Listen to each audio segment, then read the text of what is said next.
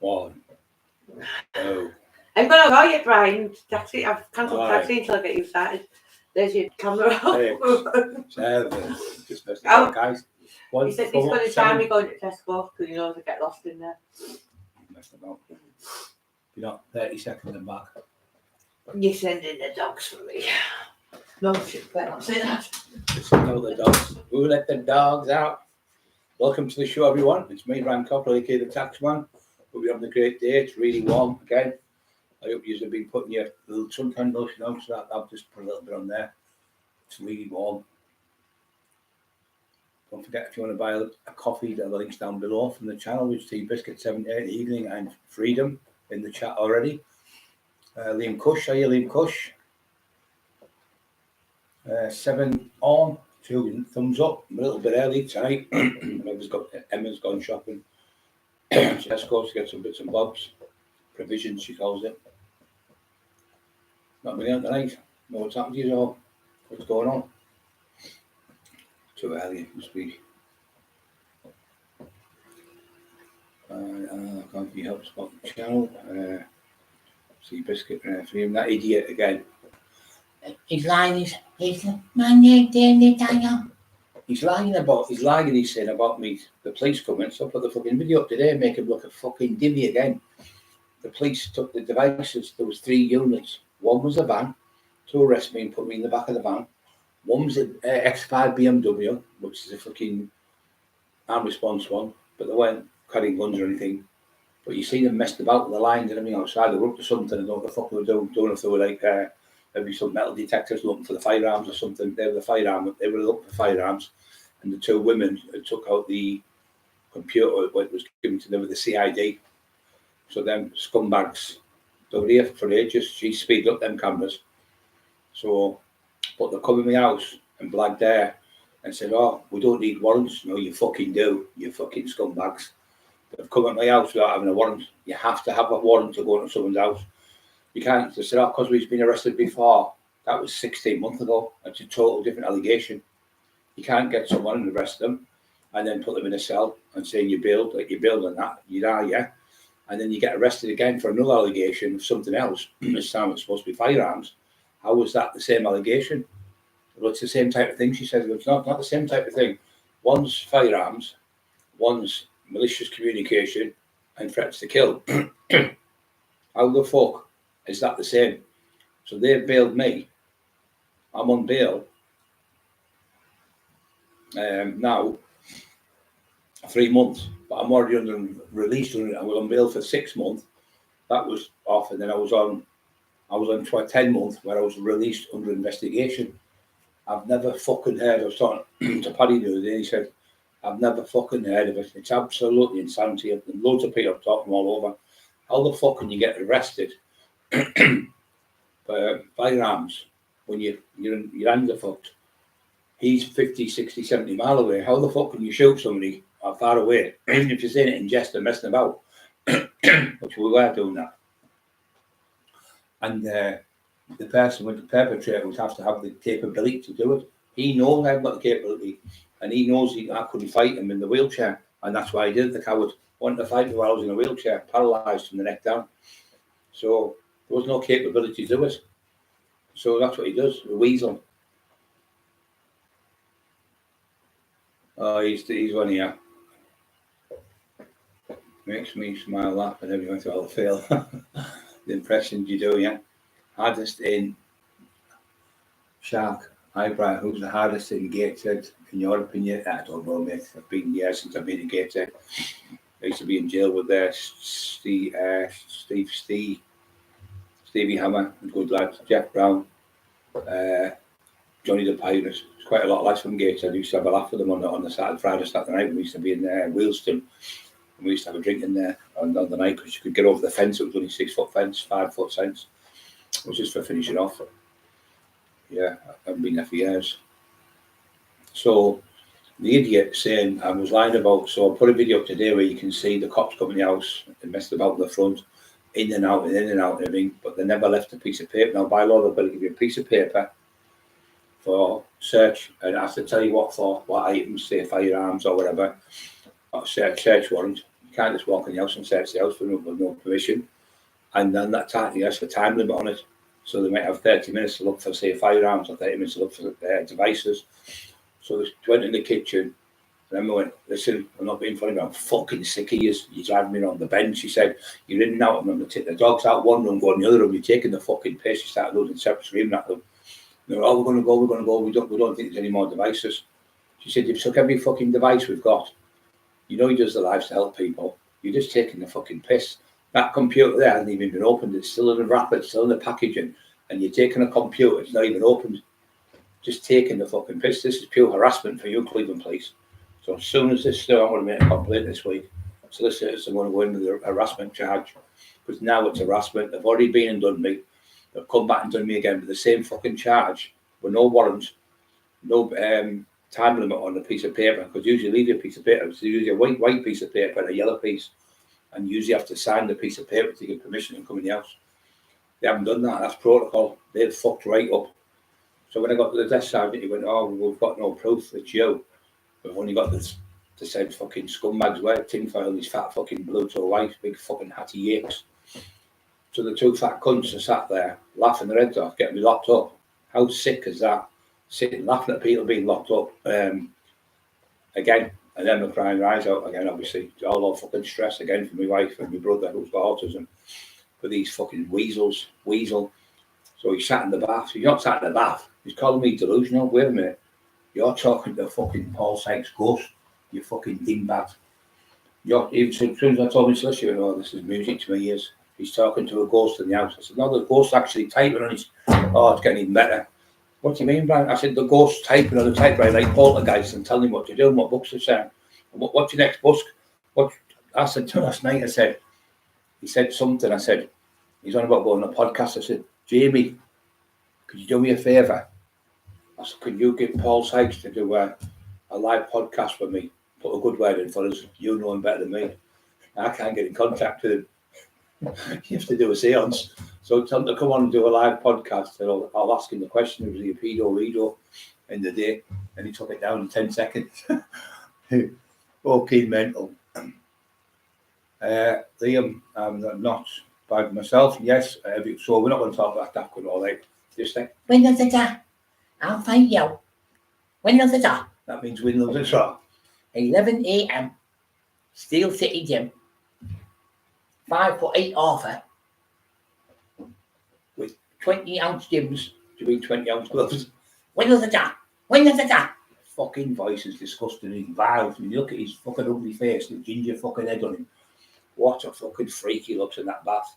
Why would you come on a podcast and sit in the bath doing a live nearly every day?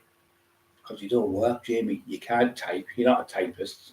You're not an author. You're just a fucking fat fucking mackhead. You're on the brown everyday sauce. Brown sauce head.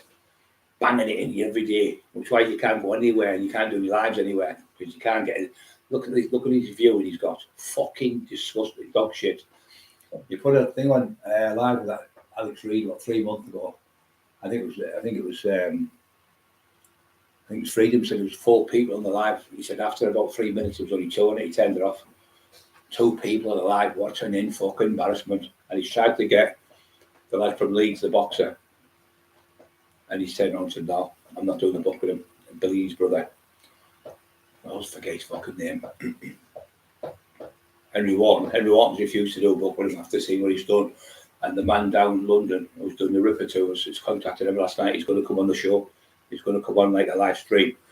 And he's got all the footage of him, not just once or twice, multiple times he's caught him bank the rights. And he hasn't seen him do it, but he's caught him bank the rights. That, everywhere he goes, every show in the back of the bus and here, all over the place, he's got him sniffing. And anyone inside, literally. Yeah, inside out, bum. I bet you've been inside. I mean, he said at this train station, if there's any parts in the movie, can I play the part where I get bummed off Paul Sykes in the cells? And the woman went, right, we've got to go. She just put the thing together with the BBC. And when she went, he ruined the fucking 3-part documentary. David Lawrenson, Graham, are you okay, brother? Olivia, Danny, hello. Olivia, Timmy B. Don't forget hit like buttons, guys. 92 on, it's starting to pick up now. I think we were on a little bit earlier, that's why I was putting somebody in the chat. It's been amazing, the chat. We've had 172,000 views in 13 days, which is fucking amazing. He doesn't get that in a year. Not in 1 year, he doesn't get that. I get more in one, with you guys coming on, I get more people on in one live than he gets in like 6 months. He's an absolute crank. He's got no books coming out. He's got no money. All them books he sells, what we were doing with him, he told me the truth. He said, Rob Brent, it wasn't him, it was the owner of the company, he said, I'm happy, Emma, Brian, if I get like 100 books sold, just money towards my kids. He said, most of the books Jamie does, he gets maybe 250 books sold on every book. What do you mean on every book? He said, well, say he's got done 10 books, they'll probably sell 2,000 out of 10 books. How's that it? So I sold 3,000 in a month, just in the Taxman book when it first came out and there was no internet then. But he said, oh, your book's going to fly. He said, because all day long, we've got all the other people's books, like Richie Horsley, Mick Sorby, Teddy Dicko, all the others are on there. Dale Brendan, not sorry, Marty Joseph Taylor, Paddy Malone. He said, all theirs is Bing. That'll be like 20 minutes for another ping on yours. It's ping, ping, ping, ping, ping, ping, ping, ping, ping, ping, all day long. He said, we created the page for you from no one. Within 3 months, you've got 9,000, 9,000 or 90,000, no, 80,000 people in 9 months, I think it was, I got. And he stole that page off me because he created it. It was his name and he changed the pattern and stole the page. He's just a pure fucking thief, tea leaf. On his record, he's a pure thief, pinching out shops, everything. He's known for thieving. He's been in jail for fucking burgling people's houses, which you can't get any worse than that. But yeah, so. You little daft cunt. Couldn't fight sleep. He's put a thing on. Somebody said he's talking about his boxing career again. Wait a minute, you said the other month the only thing you ever got out of boxing career, you got a busted nose, a reconstructed nose, but you never had a fight. You never ever passed your medical. You got knocked out. Steve Mack was there with Abdul, punched you and knocked you clean out and bust all your nose. And that's the one you're on about, reconstruct. You never got reconstructed. It's reconstructed because of that, you silly cunt. But nothing to do with that. That's the excuse. And then the next excuse, I do this because I've got anxiety. No, you're a fucking divvy. You're on the fucking subbies every day. And I'm going to prove that in the court room of law. And when it goes to court and you can't produce it, it'll get kicked out because it'll be point of law. It's called to send the jury out. And then the judge will speak and say, look, because he hasn't produced it, what the defence has asked for, say a hair follicle test, or he has one go on a psychological evaluation, they say, point of law, I'm now instructing you as the judge to find Mr. Cockerill not guilty of all charges and release him from this courtroom today. That's what's going to happen. But I honestly don't think, and the prosecution said the same, and my mate was a barrister from England, but he's an attorney at law in America, and his missus. They do civil law most of the time, and they get like hospital law, stuff like that. And he said the same. He said it won't. Prosecution will turn around and say it's not in the public's interest to go ahead with this because it's like he said, she said, you said, he said, you said. It's called tit for tat. So she said it won't go any further. And she said the same. She said, but when we come out of the bit where he's threatened to kill a dog walker in the street, and that, by the way, that lad's contacted us from South Bank. He's going to go to court. We've got him. Teddy's going to court. Steve Mack's going to go for us. Also, I think Kev Kilty's going. A couple of other people. And we've got Marie Howarth, Carol Edwards. All of them are going to go to court and tell them what he's been doing to them, tortured them for years. So all them people we've got as witnesses. Who's he got? No one. You haven't got a fucking friend in the world. Not one person's going to come for you because they all know you're a fucking liar. I've got Bobby going. I've got Emma going. There's that many people. It's fucking brilliant. And there's other people down the country who will contact me. I haven't contacted me. I don't want to mention the names till a couple of weeks before the court case. So you have to put it in at a certain time. So we're going to leave them as well. I'm going to get the lad to come on with a thing. Having that, I've got my one where he's fucking called me a smacker in a wheelchair, which is all great for the prosecution. It's all great for us now because we've got everything coming together. Emma's got all the paperwork and everything. It's marvellous. But the main thing is the one where he's taking drugs. Well, how can you prove he's taking drugs? Well, can you have a hair for it? No, yeah, but we'd have to have proof. I said, would this give you proof? He's on a video in London going, I'll fight you, you fucking spastic. I'll fight you, Cockerill, you mong, you retard. What he's saying them exact words. Yeah, off another account off his own Warcry publishing account. Him coming from Jamie Doyle, his mouth. And he's shouting, I smoke crack and weed. If you want to have a look, go and have a look. Put in I smoke crack and weed, Jamie Doyle, and you'll see him in all his glory, calling people in wheelchairs. Absolutely vile. So you imagine the prosecution looking at that and thinking, oh, I can't go to court with this. You're calling people in wheelchairs, you're admitted to taking crack, you're admitted to threatening Cockerill over 1,000 times, you're threatened to having beat up with different people, cage fighters, boxers, karate lads, all that type of stuff. They're going to think, we can't go to court with this. It's absolutely a joke. So he thinks he's clever, but he's not going to be clever when it all fucking comes out, because it's all just going to fall to pieces. And we've got the bit where he's threatened to rape Emma, burn the house down. We've got Simon Amler going to come with that, where he's giving the proof. Go to his house, threaten to burn his house down. So I've already got 2 others to threaten to burn his house, and it's him texting these back and forth. So Simon's recording it all. You've already seen it. So Emma speaks to Simon. If you have a look on here, you'll see it. Emma speaks to Simon. He's fucked with all the sentences, and it's all proof coming from his own computers. So how would you like them apples, Shelley and Jamie? Hey? How do you like them apples?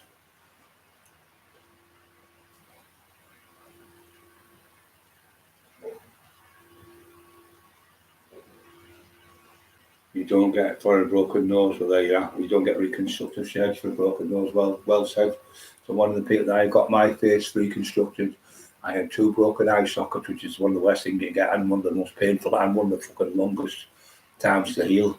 But he got that Matt leg when he fought AJ for the British heavyweight title, and he says you can't get it for a broken nose. You're right, because I've had my nose broke 3 times, and what they do, they just squish your nose around, but they don't let you blood, because you fucking bits and bobs and come out, they say. So what they do is they hold the buckle and you hear your nose crunching, but then when it goes back to normal, your nose is all right. It hurts, it swells up, but they do it like the next day, and the things you went, all right, enough, like, I can hear the bones crunching in my nose. Yeah. So you can't get constructed. I know, he just fucking lies. That's what I'm saying. That's his excuse for that. All the stuff he takes, always an excuse. Instead of me, I just come up, yeah, I was on the crack, and you can't go out and say that. He said, if you do that, everyone's going to not like you. Everyone will fall out with you. I went, no, but really what he wanted me, he wanted me back on the crack. So he asked me, twice he asked me at the table, he said, I'll get that for you, show me some crack, wrapped up in plastic. 90 quid and get you that far. I went, I don't want it. So I've got this, and he got a bag of powder with him. Do you want some powder instead? I went, why don't we have a drink in that? Well, that's night tonight. I went, no. I said, I don't take it. I packed it in. He offered me 3 times, and then he offered me at my wedding. I couldn't come to my wedding with it. He was going around my wedding. He said, leave a man off, asking people in the wedding for coke. And his brothers and that are all millionaires there, but they've got big, massive places all over, clubs and stuff. And he was asking people for coke at the table on my wedding day. So we had to go home early. We went home at 5 o'clock. He ruined the fucking wedding. Just a tit, absolute fat tit.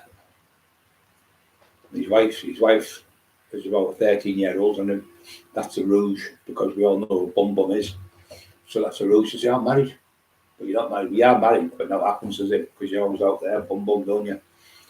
All the little bums. Little bum. Subscribe to the channel. Yeah, please subscribe to the channel. I've got to ask you that last few times. Paddy's been on today talking on the phone. Just got a new SIM card and that, and a new phone there sorted for yourself. Been a bit of laugh on the phone there. Come to see us in the next month or so. The best of Miami, Ryan.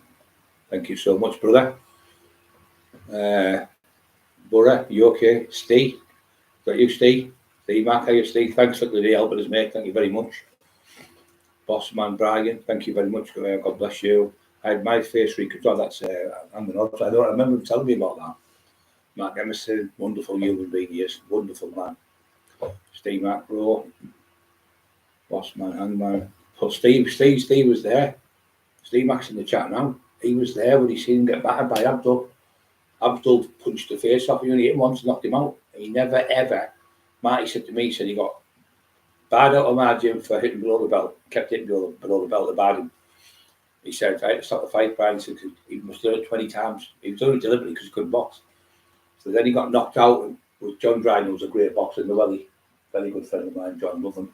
John Black used to take me there to spar with big Steve Colville. Steve was about 22 stone, 23 stone, big lad. To spar with him. And John used to look at us in the ring and show us what to do and stuff. Lovely man. And then John Black used to take me on the pads in Albert Park and places like that. We used to go on the pads on the daytime. In his back alley and things like that. Just boxing and doing any type of training. So this stuff comes, never been in the ring, apart for 3 times. And the other time he stopped the fight because he got battered. The other time he got done for fucking hitting below. And the third one, he was just doing like that with his hands in the ring. And they said, look, you can't box. So it's just not cut out for you. You just can't box. So then he shouts at his son, saying, I was knocking everyone out when I was 9-year-old doing this. And Steve said he had 3 sparring sessions. That was it. He never got a medical. He never ever boxed as an amateur in the ring. Never. And in his book, he's going, when I was boxing really good, I was making so much money when I was boxing when I was 9-year-old and all that. What a lot of fucking shite. Walter Mitty.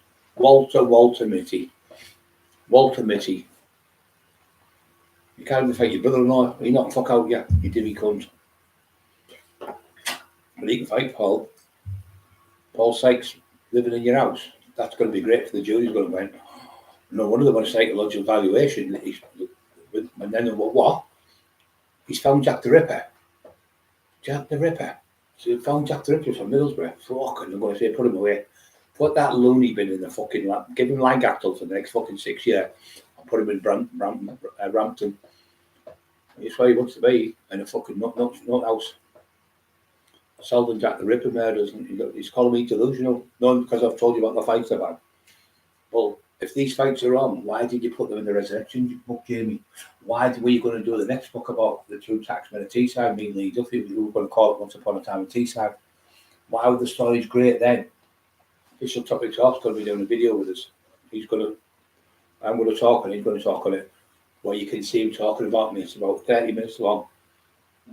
And he's talking about Brian Cockerill, all the good things I was. So I won't spoil it. Somewhere in New York, Steve, not yet. So he just talks fucking shite. He told me he had 20, he said there, Dale Brennan, you've seen it yourself. He said, I've had 23 amateur fights. I've been in the ABA for the last 3 years in a row. I got to the semi-finals. And I'll mull you with my left jab. And that's in the Dale Brendan Hyde's one with Emma put up with the writing. And you can see it's where Dale says, and here you are, Boyle, at 0 in the morning when all your fucking multiple personalities coming forward, slander at the worst you can get, all over my reviews and everything, torturing me. But it wasn't just him, he did. That man had cancer for 8 years and you tortured that man just because he written the book, an extract in the book before you came along, and he had to stop doing it. So it was given to Boyle in the bag. So Boyle got it, and he did it. He said, take him out. He said, Dale Brendan Hyde, he said he has to stay in the book because he started the book off. So because he got in the book, it's jealousy, because it was so what, like he was a bit of an author in it. But Dale was an author for 2 or 3 years, and he come along when he was bad, and he was fucking torturing Dale. He said, Dale, I can't work for that fucking idiot. He said, I've been an author for 2 years, written books, and he's telling me how to do books. And he's telling me how to type, and he can't even fucking type. Dale said the same, he can't type. He takes her up to his wife, she types the books. And he just sits there up his head all night, talking to the ladies of the night. They'll give you that, but you know what. And she doesn't care because she's an old woman. Because I first met her, I said, oh yeah, look, God bless you to her. That was his mum. I said, oh, your mum's a lovely woman, isn't she? Something like that. And Bobby went, oh, yeah, well, Bobby. Then he said, that's my wife. And Bobby went, no, like this chap. So I was like, fucking bright red. I didn't realise it was his wife. I thought it was his fucking mum. Well, you've seen him when if it's mum when he's fucking, wherever she is, you've seen him in a dress. She wears a dress, what the home calls herself fucking Beryl. Fucking Beryl Boyle. That's what I'm saying. Imagine this going in front of a jury. They're going, what the fuck is this loony doing? Just up women's clothes and everything. He's fucking crackers. So, yeah. Right, guys. Anyone got out to talk about? Oh, what was I going to say today? I forgot. It's going to come on to it. So shut up. That's me. Bang that little bang there. The wolf. Oh, what's I going to tell you today? Story. Can't think with him back. Shut up! Fucking hell, man. Nightmare all day, every fucking day of the week. Last night at 2 o'clock in the morning back, and there's no reason for back, and he's just so strong, you know, being a fucking wolf. He just looks like a fucking massive wolf, doesn't he? He's huge. He has to be in there, little pussy is. If he doesn't go in there and he likes to sit next to him like on a little quilt, and he has to stay there and he won't go in the cage, so you just get in the cage, go straight in the cage. It's really clever, the wolf. Or he will not go in the cage if Eli won't sit down. No, Eli sits down and go next to him, and his nose will come off, twitch on Eli's nose. So if Eli moves away an inch, he'll start barking for Eli and put his nose back on him. It's fucking hilarious. He's so funny. Yeah, 122 on, guys. Hope everything's okay. Weather's been really nice, as you said. It's going to be warmer, they said. She just took to Chernobyl before I came on. Not Chernobyl, what it's called. Fucking itchy nose, they don't give you. Niproxen. That was it, Niproxen. 2 Niproxen. It fucking tastes horrible. The only things that, Jamie got some for sciatic nerve, my brother suffers from sciatic nerve. And he said it's the only thing he does is fucking hair up my nose. I've got about 4 little things from my nose. None of them fucking work properly. And when you put the battery in, that's about fucking 40 seconds. Fucking hell, man. So you ready? Paying all that money for batteries, and only fucking the fastest things, hair thing for your nose to burn out the batteries. It would be Abbas, would he not? I've got meds seen in clubs. YouTube, I've seen Abbas, would he not have some meds seen them in clubs? Yeah, he's not on meds for himself. He goes and buys meds of people like Dazzy Blues. Where we're from Middlesbrough, these I would call them charge sheets, because people take like 10 of them or something, have a few drinks, get up the next day, wake up in the cell and go, what am I here for? What have I done for that? I know one lad, he killed his kid, stabbed his own son and killed his fucking wife. And it was 2 days before he come round, and the charge about 3 days after it. Couldn't talk to him. His head was fucking fried. He had about 40 tablets. He takes about 20 to 30 a day, sometimes 40 a day. Absolutely fucking mental. And that's when he gets the delusionals because of the drugs. I've had that diazepam that most I've ever took is 2 10ml ones, and they were fake ones, to tell you the truth. And I had to be in hospital and my hands were bad, because I still got spasms in my hands, and it's fucking killing me. So they give you for spasms in your hand, or they can like takes down your blood pressure. So I've just come back with my blood pressure tablets. My blood pressure was up a bit last night. I've been off them for 6 months. I've gone back on them, all this fucking stress it is. But I've never known anyone as mental as him. But David, who was a barrister, was my friend. He said, I've never come anyone as cuckoo. Cuckoo was him. It's definitely one for the fucking cuckoo's nest. 1 minute he's saying one thing, I haven't got time to come on here. I've got so many things working. But if you've got that much time, why are you in the bath every day? Because you haven't got no fucking work. You've been sacked down under your that cunt by the rippers. So this is what's killed him, you know. It's absolutely killed him. I was talking with Gary, the caller, I found out today. Gary said he's going to come on the live. He said he's got all sorts on him. He's got fucking tons of stuff on him. And another lad's come on today. Another kid's come and said, I've got stuff. He's from like Billingham Way. He said, I've got loads of stuff on my phone. What he said and what he's doing, I can prove to you what. He said, I've never known the most manipulating, trouble causing my fucking life. He'll tell you something and he makes something else up to someone else. I said, well, that's what his sister said to his nephew. His nephew couldn't see us at the hospital, and he was telling us all the stuff, saying he's definitely insane. He's mentally insane. He said, none of the family members let him in the house, because every time he goes in, he starts wanting to fight people, even his dad and everything. He's fucking mental. So his dad banned him out the house years ago. I've never heard of anyone's mum locking the door on them because they're frightened of him, because he's a bully. And we got told that off his sister, I think it was his daughter, and told Paul, we call him. I think it was his brother-in-law Paul, yeah, he come to see us. And also we met a woman called Mule who was best friends with the mum. She said, I've been there in the house, and she said, oh, he's out, Jamie, lock the door. Look the door. You know, on the head behind the door, he's banging on the door. I know you're in, I've seen the whatever, the light or something. We'll turn the light from the passage, we'll be seeing the light. She's going to open the door, and he shall open the door. I need some money, just for the blue things. Pure scumbag, bullying his own mother for fucking shit. And his brother-in-law come to see me, his nephew come to see me, but he said, oops, my eyes have got better. It's that thing that Emma got me. I've had it in the bedroom now for about 2 months. The what's it called? That thing where the air comes out. Can't put it in, but now my eyes have got miles better. Stopped itching. Just my nose to stitches and tablets sometimes. Paddy and Shadow are on now and there. Later. Oh, I might go on the panel, pop and see him. I was dead happy to hear, like, you could hear his voice. Oh, he's doing big fella, and he's like laughing and having a joke and bit pissed off. Obviously, he's the same. He's every fucking device that's got me little cameras, Brian, and all my stuff. He's fucking raging. I said, they're just doing it to upset you. Same as me. He said, that piece of shit. He never even. My house was Firebomb. We all know it was that cunt. He never even got his phone took it off him in the police station, and then I phoned the cops and said, what's happened? He said, oh, we've got him in the police station. He's been arrested. He was in there 15 minutes to let him go. 15 fucking minutes, what all this shit. Pure fucking snitch. 15 minutes in the police station for firebombing someone's house, which is attempted murder of someone. Petrol bombing someone's car. 2 firebomb attacks and two windows smashed.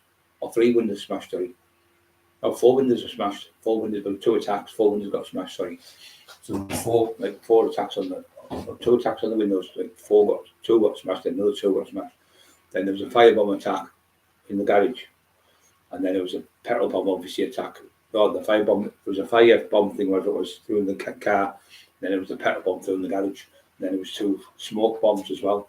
So all them attacks under the 1818 Act, it's against the law to make an explosive device and detonate it in a car. That's called terrorism under the Terrorism Act.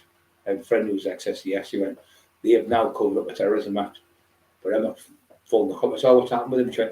He said, I've had him I've just had a quick look through his phone, and that's not protocol. What they do is, if someone's accused of something very serious like that, I mean, I'm only getting good for malicious communication. That's the big whack, malicious communication.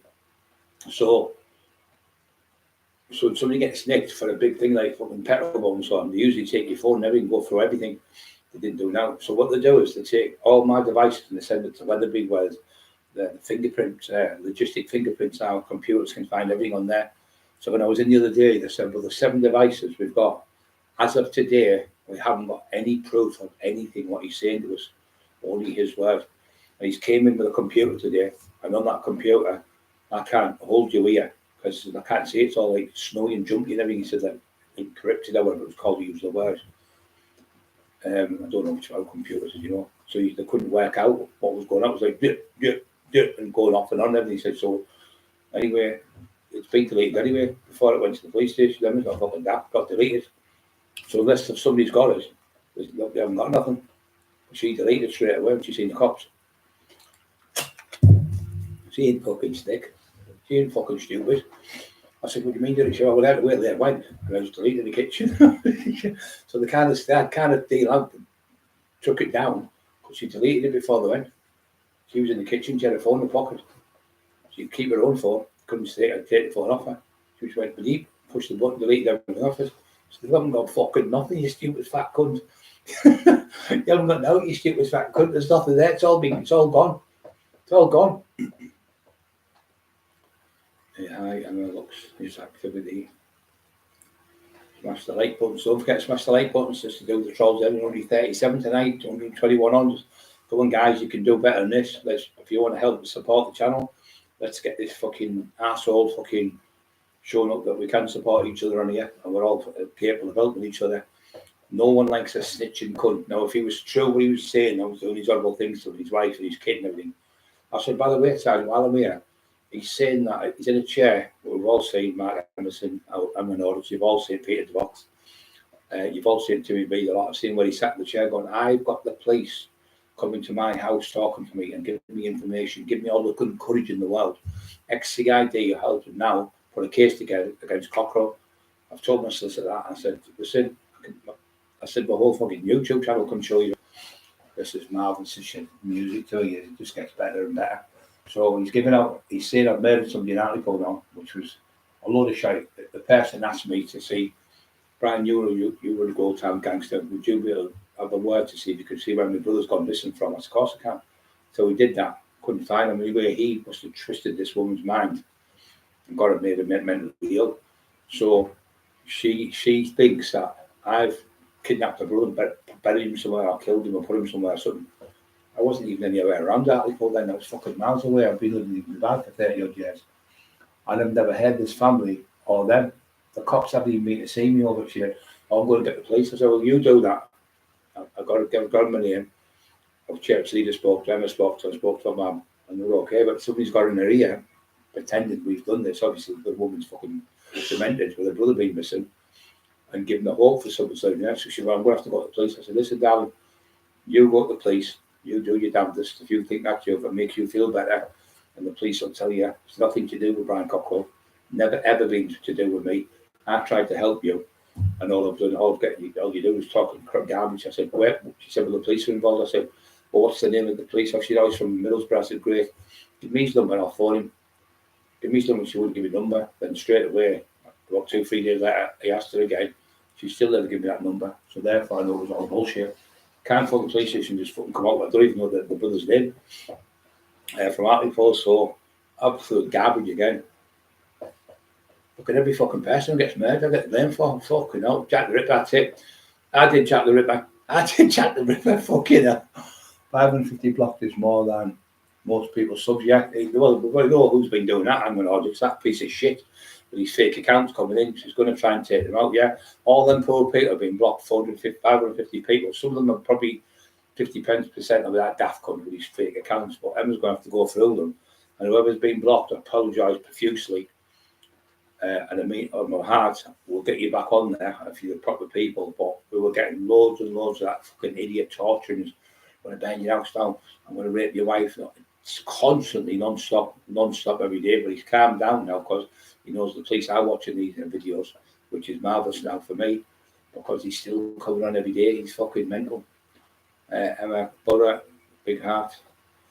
If they haven't, then please hit the like button. Shows support for the Brian and Emma. Yeah, that's a brilliant Timmy B, a brilliant analogy.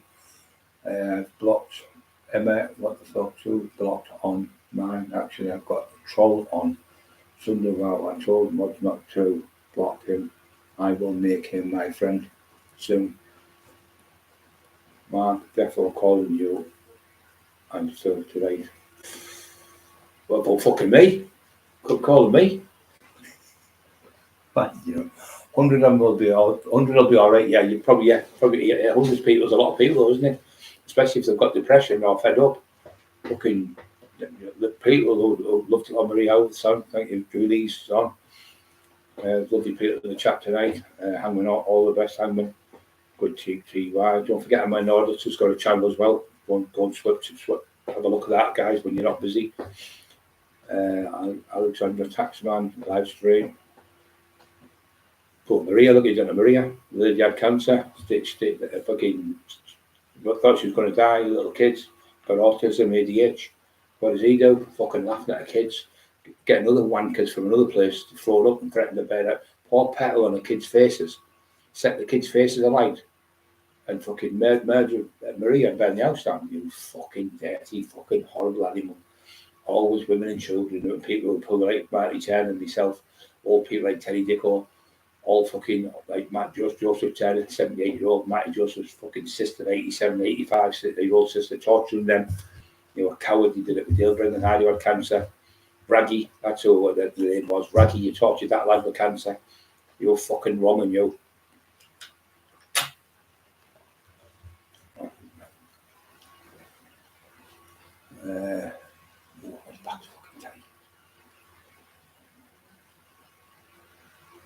Just need more watch time hours. I think this month I've got 23,000 watch time hours, which is fucking television hours. Television people don't get that much. I think we've had just 170,000 views in 13 days, which is amazing. That's what's killing them. All the views and all the people and all the messages of all you beautiful people. No one likes a grassing bastard, and that's what he is. He's been moved 3 times from the tax van. That's how frightened you are, you fucking coward. You want to fight me in a wheelchair? And when I got a little bit fitter, and said, we'll have it on. We'll do it for charity. When and where have you shut your mouth off? I'm now accepting your challenge. Went and got me arrested again for fucking offering him out. I thought he was screaming, threat, called me a fucking spastic and retard. Anyone else would have been done. I talked to someone I talked to David and his missus, and I talked to somebody from the City Advice Bureau. They said, under such and such, under the Disability Act, you go to jail for that. She's go to jail. Well, she had made a statement. No, I didn't. I made a counter. What I did is, when you get pulled, they give you a version. The last time I went in, I did it the other day. I did no comment. I just did no comment because it was all fucking shit. Even the thing he said. So I said, just do no comment because I haven't got any proof. I've got no. Why give them evidence? They kept going about firearms. I said, listen. She said, have you got? Yeah. Sing happy birthday to Maria.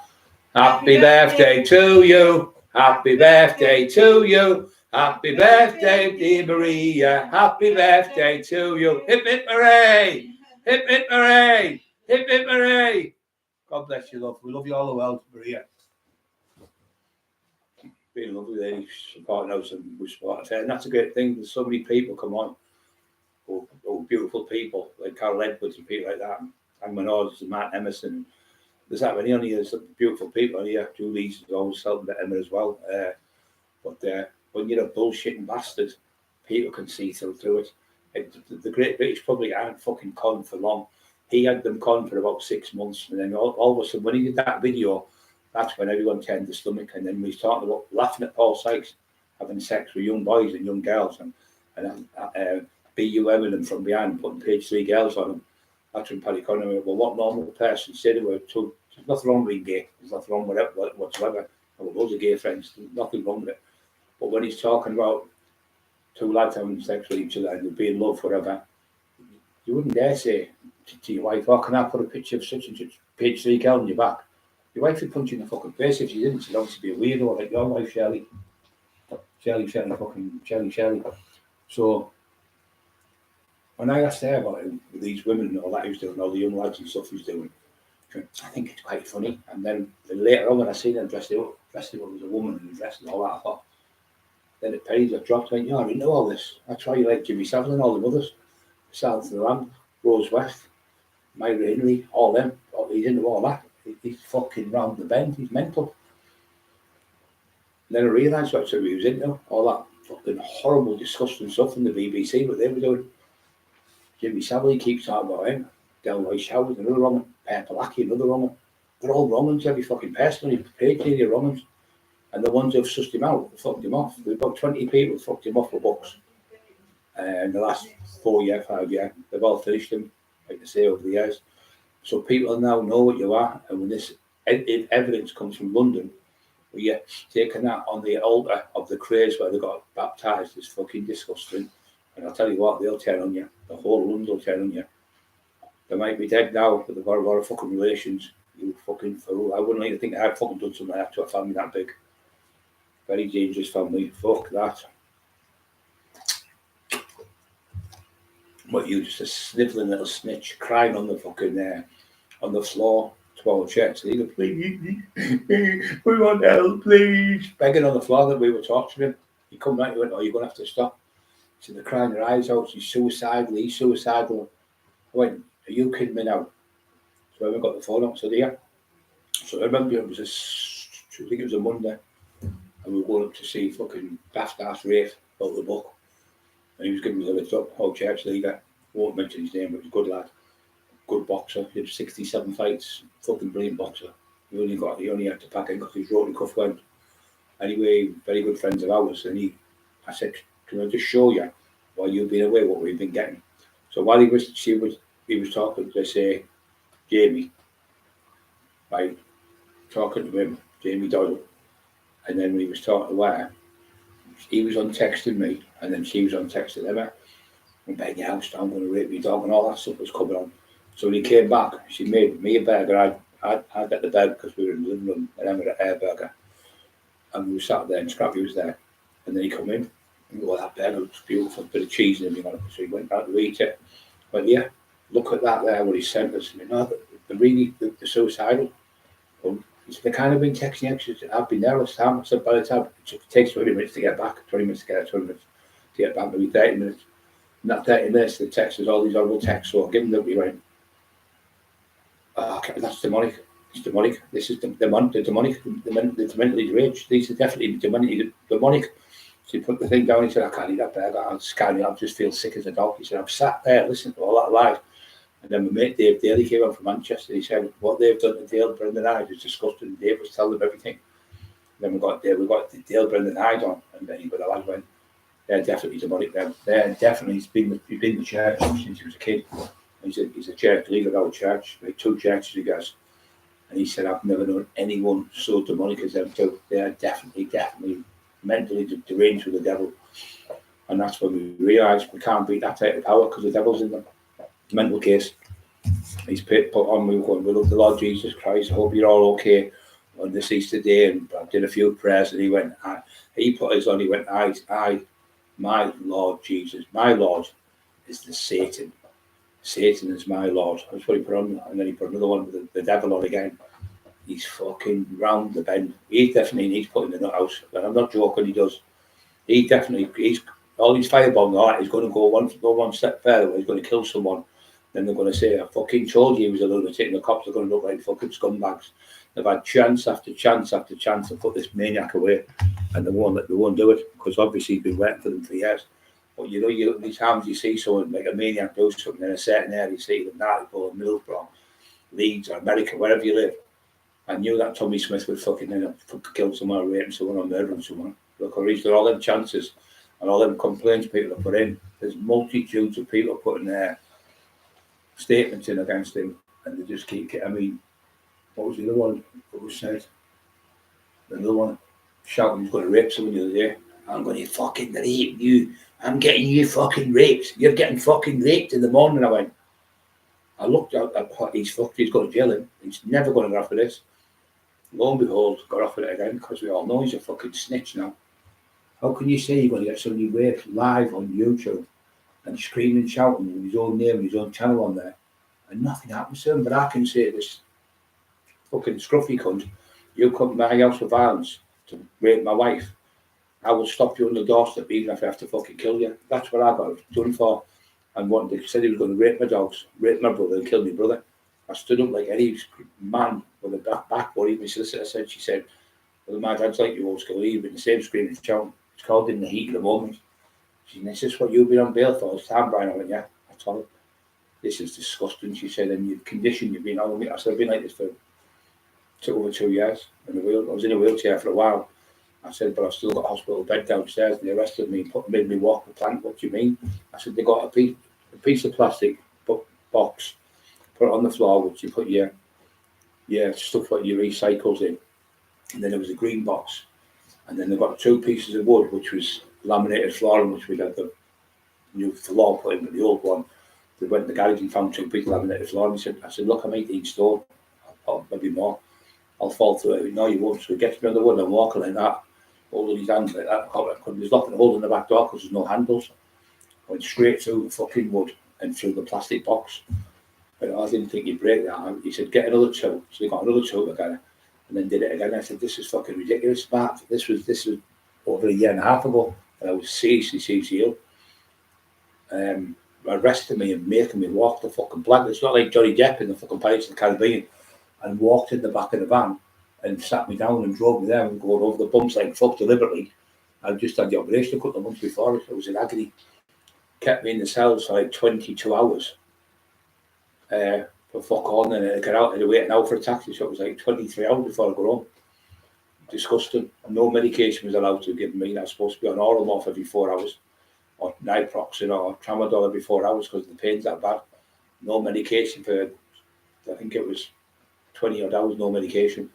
And I couldn't pee because I needed a tablet called Tamasurin for enlarged prostate. So I'd never peed on the toilet for it. I couldn't pee on the toilet because I couldn't let it come out because it blocks. So that just releases your prostate so you can wee properly. Fucking disgusting. Yeah, he does one putting down there, he couldn't like a dog. It's fucking horrible. TV, hot chocolate, and Marie Howard. So, Marie, you're okay? Good on, Marie, it's your fucking birthday, nearly. I have a good one with the kids. Oh, Maria, she was fucking frantic. She was going, I'm getting the exact same as me, but I'm a man, you know. I'm getting you, and she's got three little kids going, I'm getting your kids put at home. You'll never see your kids for years. They've told me you're getting 5-year jail, you're getting 8-year, you're getting 20-year, the same fucking scare tactics, but she's got all that to go to court with us. Bye-bye, Doyle. Bye-bye, because when they catch you with all the fucking lies you've done, you'll get fucking hammered when they catch you. They'll note you, and then they'll start investigating you, and they'll find out all these people from all over the country will come forward, like Jimmy Savile type of thing. Once one come forward, they all come forward, and everyone comes forward. That's what happens to these fucking wrong ones. Don't forget the like buttons, guys, which is 50. You've got 137 people on. The ones on this side, push the thumb like buttons, which is the thumb up for the channel, which is 50 now. We usually try and get between 70 and 80, but we've had over 100 the last few lives. We did one with Paddy, we got 130, I think.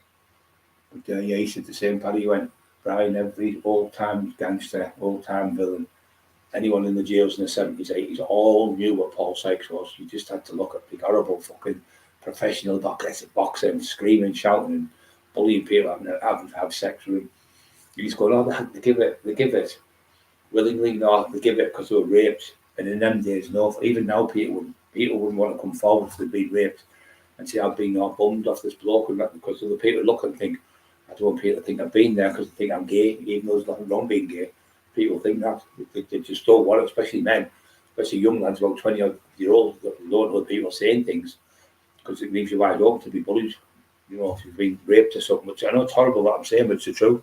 And that's why a lot of people wouldn't admit to it, because they don't want people to know they've been raped. And you get women, they're the same. They don't want people to go run home, they put toilet thingy, they wash themselves in the thing, and they wash all the filth out of them because the dirty bastard raped them. But what they're doing is the worst thing, is because they're getting rid of the DNA. And you need to go straight, no matter who you are, if it's 10 years ago, 20 years ago, yesterday, today, somebody's raping you and abusing you, well, 999 and get the country arrested. There's no such thing as being a grass, putting somebody in jail who's raping people. What you're going to do is, you're going to read in the paper, the same person who raped you will rape someone else and have killed someone. You will think to yourself, if I'd have stopped him now, that girl and that other girl and that other girl and that other one now who's been murdered would have been stopped if I made a statement. I would have been able to help these people, and you won't be able to live with yourself, I'm telling you, because you'll regret it. These fuckers raping people won't put them away for life. They should never get them out, because once they do it once, they'll do it again and again and again.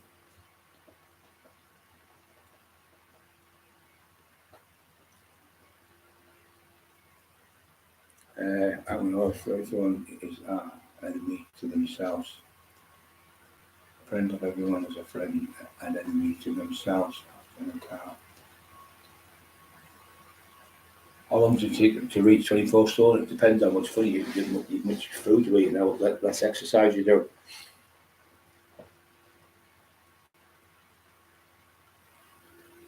I was 23 stone 10. That was a muscle. Fucking hard work to get there. It takes a lifetime. Scrumpy Country, Scrumpy Jack, that's another one in it, Scrumpy Jack, which is my homemade cider, I think. Her shoe is said to go 20 in under 30. Got a clip. I bet it's hot. Concrete jungle down there. No, to me, but come back to them, kill them, I have to take some meds. It's fucking killing me. My hand is completely throbbing like it's trapped in a door. Been like this since I've been arrested. I've only had it since I got locked up. That fucking scumbag knowing out the cell, went down, fucking standing at the desk, going in the back of the van, out of the van, fucking in the fucking big cell, getting your fingerprints done, fucking manipulating my hand to get my hands on the thing with a light there because it was obviously paralysed. Then they squished my hand right down to that, and that's what's fucked my hand up the last week. When you take a bit of that, fucking horrible it is. Oh, that's bad. It's fucking bad. Be careful, because it's building up. And you know, it's with counter city, I swear to me, I don't swear. Hey, hello, it's Mrs. Cockerill. Oh, man. Turns into the posh boys. Oh, yes, I'm his mum. Fucking mum. There's another one. She said, who's she, the cat's mother? You got a smack for that as well, didn't you? Instead of saying your mum, you say, she said, hey, you go in. Look at your dad or something, you get a smack because you'll go, who's she, the cat's mother? That was another smack you got for a whack. And there's another one you had to be when the kids. So let's talk about when we were kids because you all seem to thrive on that. So you remember you had to be in at 11, you had to be in at 10 o'clock, I think it was, when the lights went down. I was watching, I think it's not old, it was some old fucking aliens and that. It's not long as been on, I can't remember what it's called now. And they're all young lads on the bikes in the 80s. It was a series not long ago, about a year ago or something. I think it was in 3 parts. It was brilliant. Three CDs, sorry. I can't remember the name of it now. And they were on the bikes that reminded me of being a kid when you were a kid. So yeah, he said, oh, you have to be when the lights go on. You know, the street lights, that was the indication you had to be in. If you were late coming in after them lights were on, you were in the next day. And you had to, in them days, to say, right, you're in tomorrow. And if it would be like, say, Friday and Saturday, you'd be fucking devil, because if you were in Friday and Saturday, that's when all your mates went down the town nicking and stuff like that, and pinch out shops, and they'll have to go to swim baths and stuff. So you were in on a Friday and Saturday, were gutted. But then Saturday night, you'd have Frankenstein versus the werewolf and the monster films and stuff. And like I say, there was only one television with 3 channels. That's all you had. You get now shake. Hold on. Shake. Thousands of channels. There's too much to watch. It's fucking it. And the thing is, you're better with the 3 channels because you've only got 3 to look at. That's the tonight. Yeah, so we used to get up in the morning, we used to go to like tea picking. We never ever got fucking paid. You always get ripped off them farmers. Come back to more life, you get paid, you get a Mars bar something off the country, and you go back and they wouldn't answer the door. Greedy bastards they were. The farmers are the most greediest people on the land. Fucking what the greed, yeah. There was a series called The Concrete Jungle. It was a film about murderers and robbers. The Concrete Jungle, it was called. So you had to be in. So we used to get up with the wall at the same. We watched all the cartoons and that we used to watch, and then we'd go in the field playing football because there was a football field right next to us. We lived in Article on 224 West Dyke Road, no Westview Road, sorry. And West Dyke Road was West Dyke Road was the race course in Redcar. So we used to go there, and we used to go on the football field. We used to have like a bamboo like that, and we'd get like a pack of playing cards, cut them up and make them into flights, stick it in the back of it, and then you put a little groove in it, and you put a rope around your finger like that, and you'd throw it in the air, and it would fucking fly right up in the air and come down. It was you'd have a dart in the end of it. And like a proper an adder, like boom.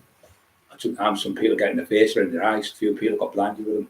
We used to play down the field. We used to make, I don't know if you remember them guys.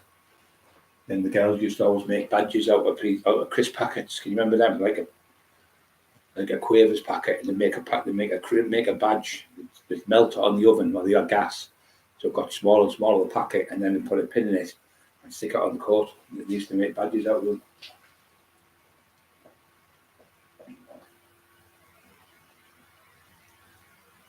Yeah, fucking hell, that was the worst one, which team was getting you like the matches on, like say Man U playing for Man City like on say next week. That's it, son, that's it. Stay there. To the left a bit.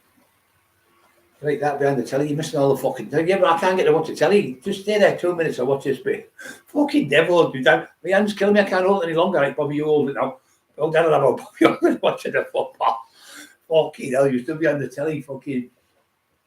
Yeah. And then like, as soon as it broke, the first thing you do was go boom right at the fucking top of it. Bang it like that, because all it go, because it was all valves, big fucking massive valves. The valves were like that in the back of the telly. A little bit small, like valves like that, big fuck off valves in it. And then all of a sudden you do, the ice cream van going by, because the valves would pick up the signal from the ice cream vans off the radio. And then Charlie Victor 5. You imagine being a crackhead in them days. And you could either place through the fucking radio or your telly. You'd fucking shit yourself, wouldn't you? The cops are ready to run. Everyone would be run like fuck. Oh, I tell you what. Travel the UK on an electric bike. man, all this fucking and yeah. So no matter where you fucking, sorry, on there, so you'll be watching the telly and Saturdays you go down the town for them job lot biscuits. I was telling that last night. And we used to get broken biscuits, and my dad used to work in the crisp factory, and you could take, he used to get crisp packets what were broken. He used to do it deliberately, you know, like they'd get like one of the lads fucking with a forklift truck and bumping it, and they're all bust. Once went on the floor, the classes like say a penny a packet or something daft, like dad would come home like 100 packets of crisps. Yeah, fucking. And we'd have them on a Saturday night watching the telly around the house. Have your mate on, and we used to play darts. Then we used to watch Bullseye. It's a Bullseye on a Sunday. It was fucking class. We were all, come on, I hope they can do it. Come on, you in one, in two, fucking hell, in three, a tease mate, in four, a DVD, or a computer, or a bendy bully. Come and have a look. Come and have a look what you could have won. Come and have a look at what you could have won. You fucking horrible cunt. All that. You could have won this. You missed the dart. You only have to get 101 or more, and you can win tonight's star prize behind the board. Come and have a look at what you could have won. It'll be a big fucking holiday in Mexico for 3 or what, for 4, where we're dancing about. And they showed you what you could have won. You've lost it. And all because your husband lost the fucking, what your husband does, all because your husband couldn't get 101 fucking class. On that Playfest. Just take your time, take your time. It was fucking class. Well, Thingy Green, what was he called? Huey Green was it? No, Huey Green was the other one when he used to do the opportunity knocks. Opportunity knocks, that was funny. So no one called Benny the Bolt, and you go over a bit, over it, down, up, and you have to shoot the bolt, you have to hit the target. You fucking wouldn't be able to get away with that now. Fucking under the fucking, you know, the safety fucking laws. Betamax record. That was the very first one Peter box we got. It was called the Betamax, and it was silver. You pushed the button, and you had a remote lead with it, like a big long fucking lead. It was massive. You plugged it in, and I recorded mine. Then I watched it 5 times one night. I was amazed with it. You know, like I watched mine this morning. I watch it again. Rewind it back and put it back on again. Watch it again. I was just sitting there. All the remotes, and I learned how to use the remote. I was sat there. Everyone was in bed, and I was watching that. Fucking 5 times I watched it the same one over again because it was fascinating because I'd never seen it before. So I used to take things on it. I got the Arnold. That's when I got the Arnold when he did the bodybuilding show. Arnold Schwarzenegger, proper bodybuilder him. Proper bodybuilder. 121, 56 thumbs up. Don't forget to keep pushing the like button. So you remember the telly would go all crazy. You go bang, hit it on the top. You know, you used to watch big films on a Sunday, like say. Be like John Wayne in a film like in Africa or something, be on for 3 hours. Nobody dare move you, and be walking in the kitchen like that. With the kettle on Sunday, it's cup of tea, walking back like that. Walking back into the kitchen, making the tea, like that, watching the film still doing the tea, making cups of tea, fucking, so you didn't miss it. We were fascinated, you know, because it was a big, massive film, the coloured film and all it would be on. And you'd watch it, it was fucking marvellous.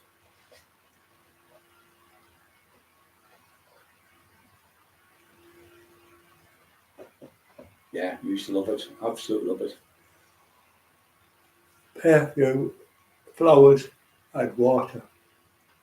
Yeah, I used to do that. They used to go in the field and make all sorts in there with the fucking waters. Then used to do cooking with the teacher at school. Used to do like different cakes and all that, scones and stuff. Fucking rock buns was one of the ones I used to make a lot.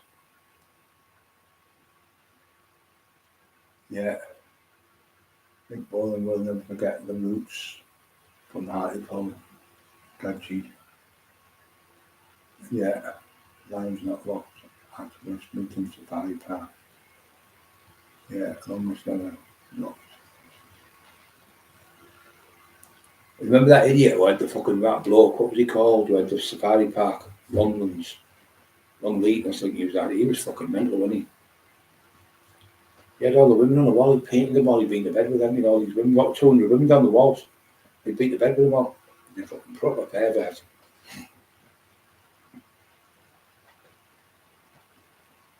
I did one up there, I tell you where it was a good one, Kendall, up Cumbria. I was with someone who went, I've just seen a rhinoceros in the field, and fuck off, you've been on taking the ecstasy, you for fuck's sake. How the fuck's a rhinoceros? Sounds like rhinoceros that escaped. Del Boy, the members of Rhinoceros escaped in London. I don't want to make a film. Fucking balmy was.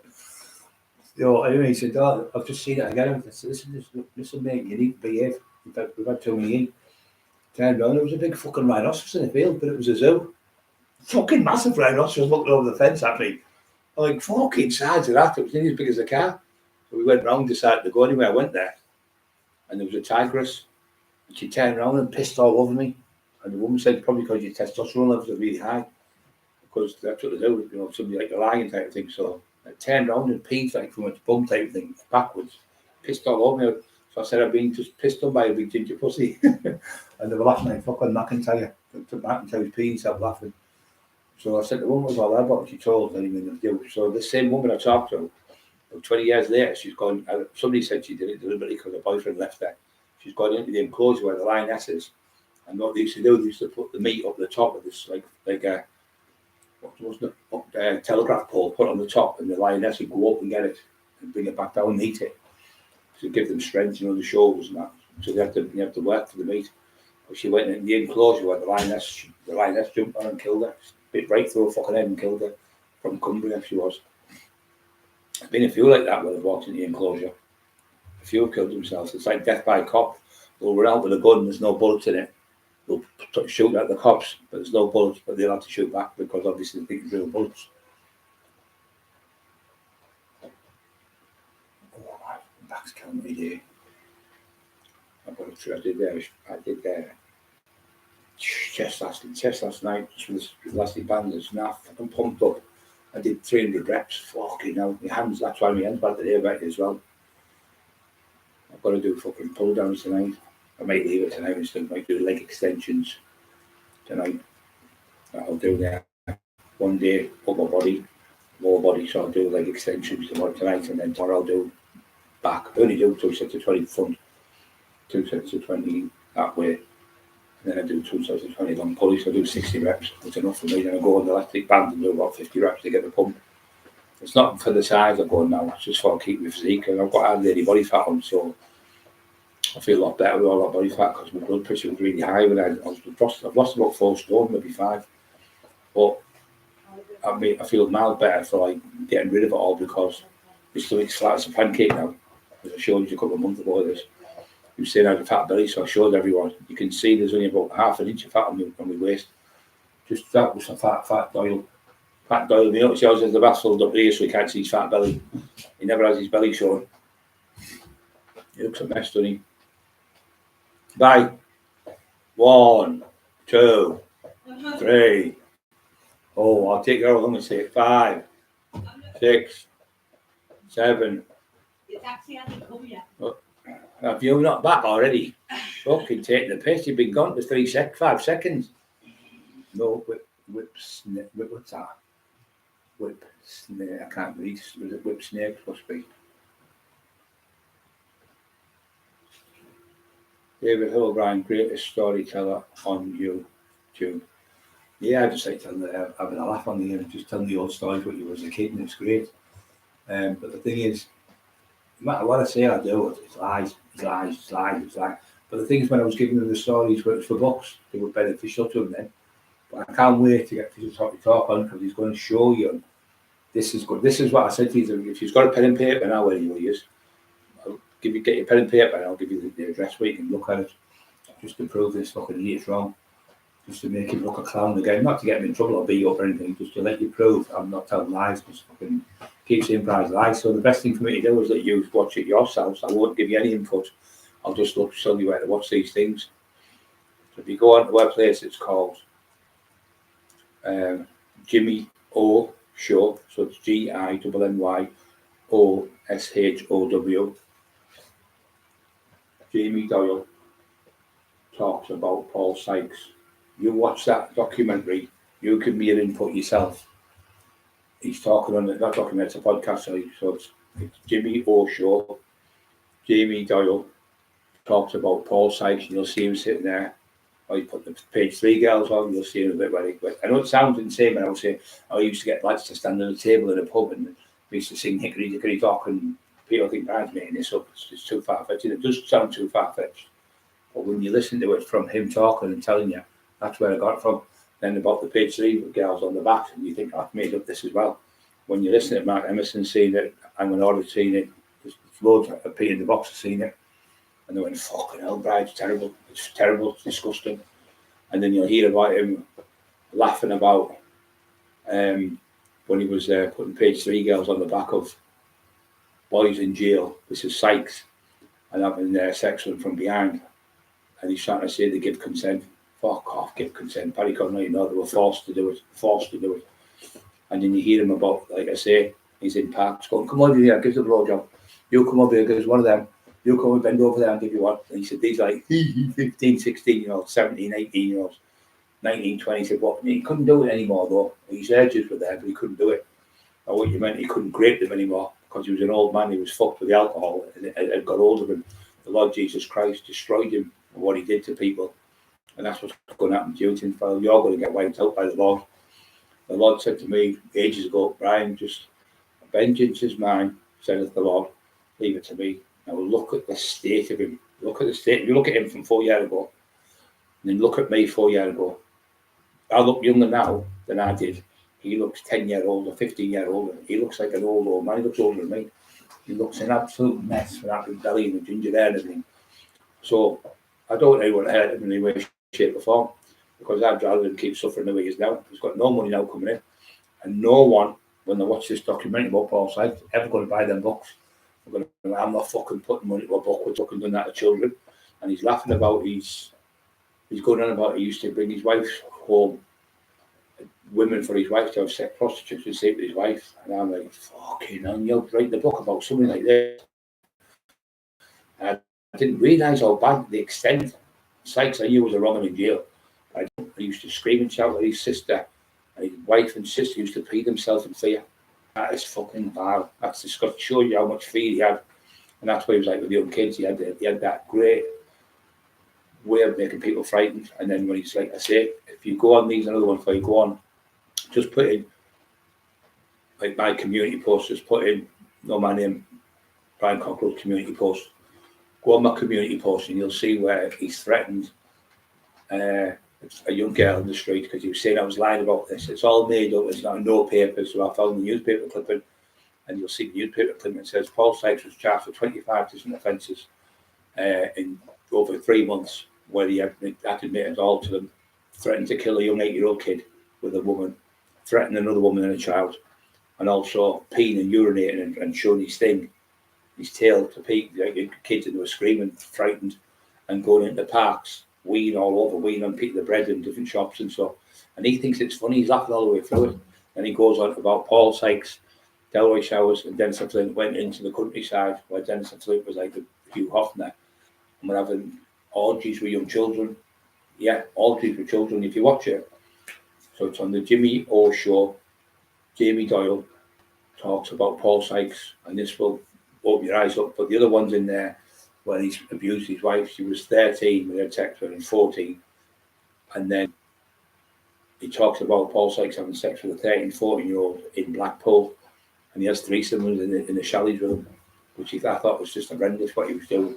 But when you watch it, it'll just turn your stomach and make you want to be sick. And the thing is, yeah, Baker and Dr. Rat Paul, A.K.A. Michael Gowan, is there. In fact. So all the things I've been telling you, you think I'm making some of it up. I'm not.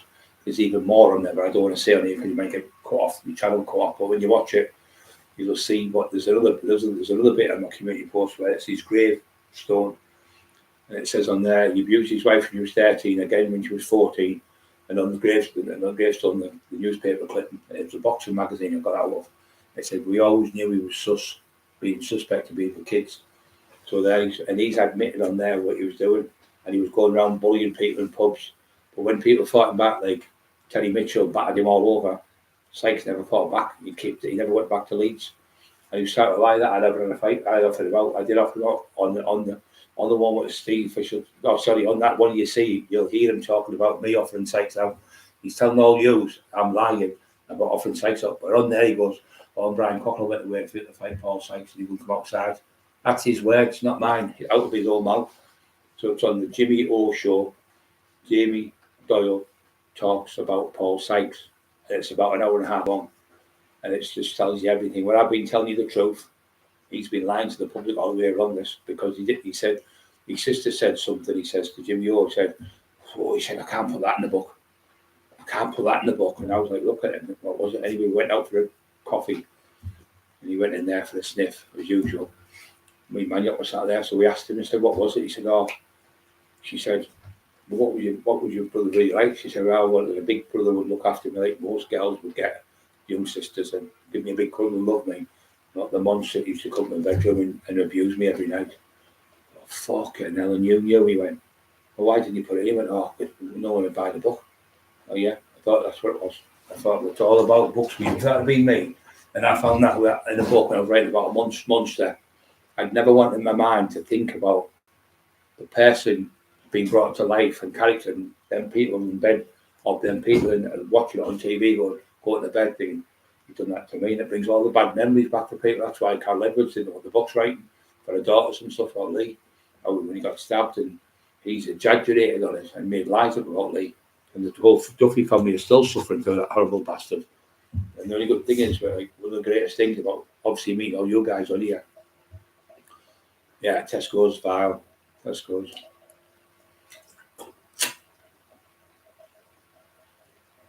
Yeah, it's fucking disgusting, mate. Going into the shops and pissing on the bread that people have made for people to buy for probably going to work at 6, 7 in the morning and just finishing the shift. And you go in the bread, you can smell it, beautiful, fresh bread. And he would get his thing out and pee all over the bread, just fucking disgusting. He used to go in the park and wear a big hat. Like, so he looks like an idiot. A bit like Tony Montana when he's got that hat on, the girl. He's got the hat on in the film. And you look pathetic. Believe on that, deliberately knowing like the 15, 16, 17-year-old kids were all with alcohol. He could go over and give them a bath, take the alcohol off them and drink the alcohol. It was his ploy every time. It was horrible. But the kids, but them kids got older, like 18, 19, 20-year-old, went looking for the dirty bastards, and they found him in a skip because he lived in a skip, just like him, stick of the doyle, stinky stick in the bath. So stick of the Doyle's boyfriend, Paul Sykes, he did love with him, and he proper in love with him. Never seen a weirdo in life, and love was fucking a weirdo. Two weirdos together. So he said, if I had got hold of Sykes, I'd have brought him home with me and cleaned him up and got him in the shower and put him in the bed. I bet you would have got him in the bed. I fucking bet you would if you'd been right next to him in that fucking bed. Fucking hell.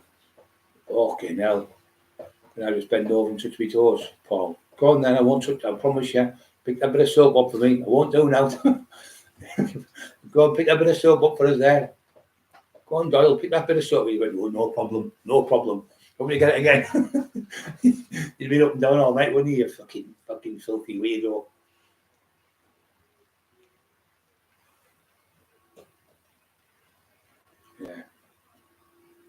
Yeah, so we were kids, like I said, 99 on. Fucking hell, that's good.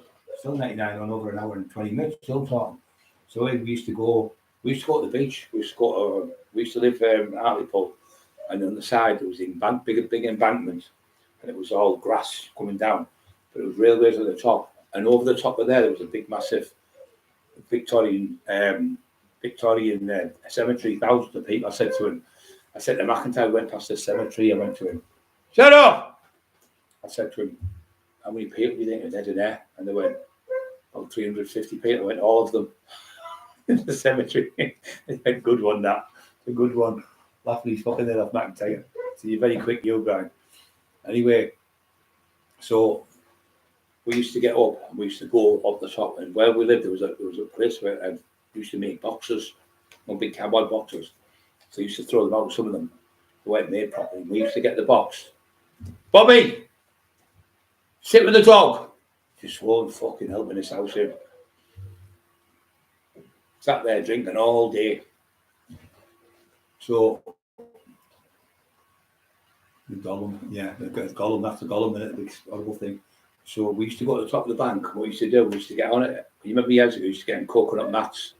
Used to be a penny at Seaton Crew or at Red Car. You go down the slide. So we had our own slide, but we did make sure, and we had to go around to make sure there was no big stones. Because a few times I was on the swinging out. I was going to tell you, Rich went jump. So I jumped out and I hit this it was an old air raid shelter, but it was all broken. I hit it and I fell and broke my right arm. Fucking snapped my arm. Fucking terrible it was. So anyway, you used to make sure it was all safe, and we used to go on it, and we'd sit on the jump on the. Like we two was like together holding each other, and we'd slide from the top, about 50 feet down, all the way down fast as fuck, about 30 miles an hour flying in these pieces of dead thick boxes. It was fucking marvellous. We thought it was great to be out there for hours. And then we used to play football, and we used to play run across. Where I lived, there was a bowling green there, so we used to nick under the bowling green fence, take our shoes off so we didn't ruin the bowling green, and then we play run across, and you have to take each one to get the one, so the last one stays on. It was fucking class, all in games. There was no fat kids when I was a kid. The kids are all fat now because they eat fucking shite food all the time. Kebabs and fucking McDonald's and fucking non-stop eating fucking fast food shite. So, I want to be abandoned. Fucking mental thinking, oh my god, you're fucking crackers, you and my god, I want to be abandoned. So I am thinking of Women's Safari Park. So anyway, getting back to my fucking story with you, because we're up to me. Wombats, I like wombats. Wombats, I like them. Like, oh, so them fucking pangolins, they're fucking lovely. Our little baby pangolins are getting fucking wiped out just for fucking these Chinese fucking medicine. Does me fucking head in it does. So we used to go in there. Then we used to get, say we got 3 pence to get in the swim baths. So we'd get on the back of the bus, or we'd get on the bus and we'd open the bus back door and sneak 2 of us on, then shut the door. The other one would come to the front because we like 20 kids on the bus, and we'd be at the back. So we'd jump on the bus and the other one would go on for 2 pence or something. We used to sneak on the bus. And what we mentioned on the boat would go down and we'd jump either on the front or the back. It was like some could get on the front or some get in the back. We used to do it all the time.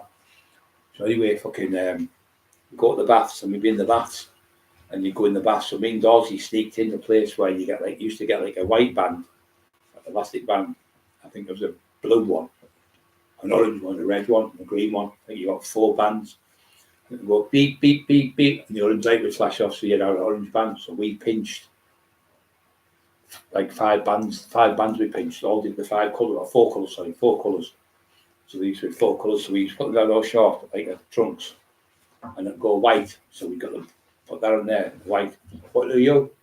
Put the white up like that. So you'd put like the say on white. So the next one would be green, say. So green would go off. So you'd have the white one unknown that you can still stay in. So we used to do that, and we'd be in for fucking ages. Then what they'd do, they'd have one bloke for an hour or a woman, and he'd go off. Then another one would come. So they never used to catch you because they'd never see you. They wouldn't be stood there like 2 hours or 3 hours on there because every hour they'd have to go off. Because being a lifeguard, there's only so long you can keep watching for something. That's Paul Sykes. Fucking Paul Sykes, the fastest swimmer in the world. Fucking mental he is. Totally mental. I said to him, well, how the fuck did he learn to swim? If he was in jail 21 years out of 24, where the fuck did he go swimming? At the world record in the Olympics? Fucking idiot. He's mentally deranged, that country. Yes, he's fucking mental. A pure bullshitter. He didn't even know who Max Pitch was. Max Pitch was, I think it was 1972, 4. He won 7 gold medals in the Olympics and broke the world records. And he broke every world record and whatever. He won 7 medals. Best person to do it. Johnny Weissmuller did it years before, but he won 5 medals. And he's telling me, he said, oh, he would have easily beat Johnny. He would have easily beat that Johnny Weissmuller. He was fucking Tarzan, the film. Fucking my mistake, yeah. So we used to go in the swim baths and we used to stay in there for hours. But when we came out, there used to be a game called Pong Ping Pong Bing. It was just a tennis game. It was fucking shite. We used to do my head. And then we used to put money in for crisps, or I used to get like a tip top and used to stand on it and go bang, dead loud. I got kicked out of assembly for it in school. Banged it on the floor, the whole fucking thing blew up on assembly. The echoes even more. The fucking Mr. Sadler kicked me out of school for the day. I had to go home. 79 people watching, good. 73, 64 still up. 79 people watching by the big fella. That's Chernobyl. I know Chernobyl. Chernobyl's where you know me, I know every fucking thing. Chernobyl was a place in the Ukraine where the nuclear furnace melted down, were called the isotones, I think they're called, which is the things inside the, I can't remember the name of the fucking words in that. I think called isotopes. They broke down the particles in there, the nuclear furnace, and broke down.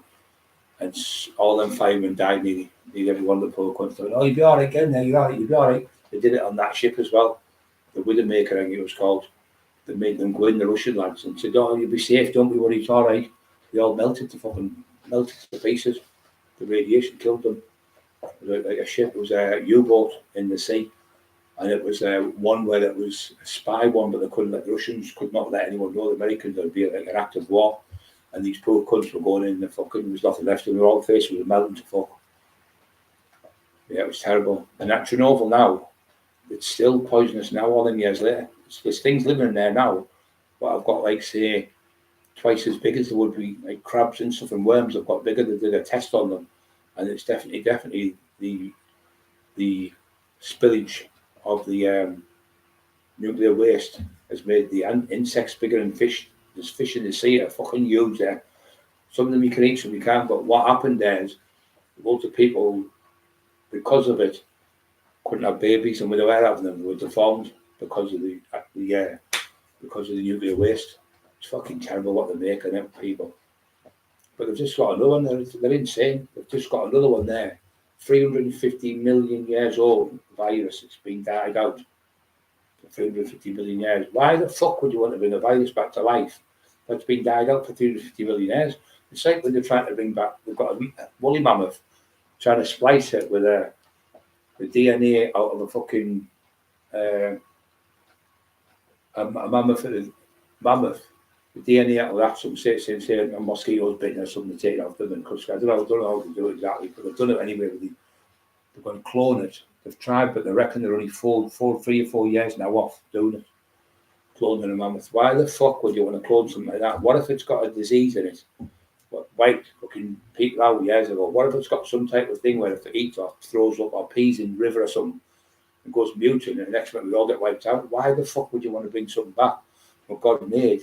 And obviously, it wasn't clever enough to survive, and that's why it's extinct.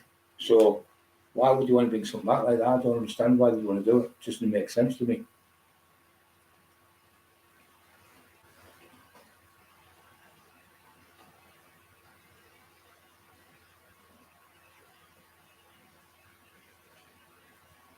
I'll tell you one show you won't be able to put on. I might get you on the tour. It's the Ripper tour. We should all go down there. That's what we should all do. All of us should go to the Ripper tour, go and see Gary. Because Gary's going to have the bus on. He'll probably let us all go and put out Gary. No, for a special thing for all the taxmen on the show. That's what we should all do. All of us go down there for the summer on the bus for the Ripper tour. It's a great idea, isn't it? We'd all be able to go. We all get to meet each other. Peter the box, I'm staying at yours. I've got my bed at Peter's. I don't know where who's asleep. Yeah, on the Ripper tour, we might be able to find out where the Ripper lives. We'll have to phone Jamie up, won't we? Jamie, where's the Ripper? Oh shit, we've got to go back to Middlesbrough and fucking get out of the bus. Are we ding ding? Remember the old ding ding? The fucking on the buses, fucking loved it. They were great days then when I was a kid. We used to go out and get coal off the fucking beach. Your mum was sat there with no coal, freezing. So you go on the beach, sea coal, scrape the coal, put it together, put it in used to put it in sandbags because plastic bags would bust. So you put it on your bag. So going up the bank wasn't so bad, but coming down the fucking bank was 2 or 3 sandbags. I'd put the 4. So what I used to do in the end, I'd have 4 sandbags and get them along at the top of where the graveyard was. You had to go right down the fucking bank. It was about 2 or 3 miles there to get there and 2 or 3 miles back. But going down the bike, you couldn't do it with the sandbag. So I thought I'll just take one to the bottom, run back up with the bike, get another one, take another one down, get another one down, and then put the 4 on there. And I pushed the bike. It was only about 300 yards to my mum's house. 13 rooming park she lived at with all of us. Little 3-bedroom house, and we used to take the coal in for Mum. I've got some coal. Oh, brilliant, son, brilliant. Get it in here, son. You'd have it in the room. Just run out of coal. And we go in, and then that was the other house. That was further in the other place. It was really old-fashioned. There's an old school there called Hart Road School. It was there. fucking 150 years ago or something. Massive, big, huge build, about 50 foot tall. They knocked it down in the end. We used to nick the lead off the roof, shipped up 50 feet in the air, fucking walk along beams and everything, pinch the lead.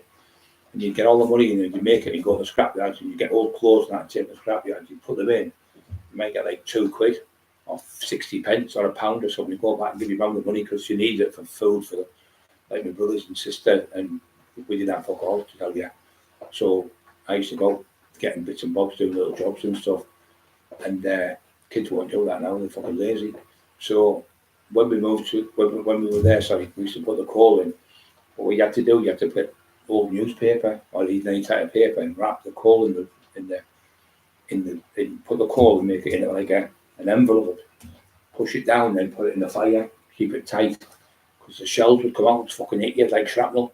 So we realised it wasn't, all you had to do was go and get a fire guard. So we had to get a fire guard, and it would hit the fire guard, but sometimes it'd come out and fucking hit you in the face and things. People would get fucking, use your fucking eyeball with them. Seriously fucking dangerous to wear. Red hot, you know them ones where you get their long shells, a big long shell. I can't what they call them, big long like that. They would boom right in your fucking face to hit you. And then we used to go, the next time we went further down towards Westview then. So we're up to Westview because this is the old article we lived in then. And there was a lad called Frankie Taylor, and he was called.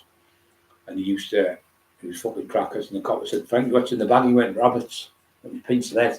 So they nicked him. I knew he was in the fucking church, ringing the bells at 2 o'clock in the morning, pinched all the wine out the bottom of the cellar, and ringing drums. They nicked him. He got jailed for it.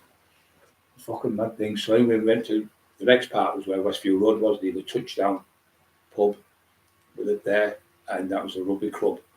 So there was an embankment again. It was still an embankment all the way along. It was the embankment.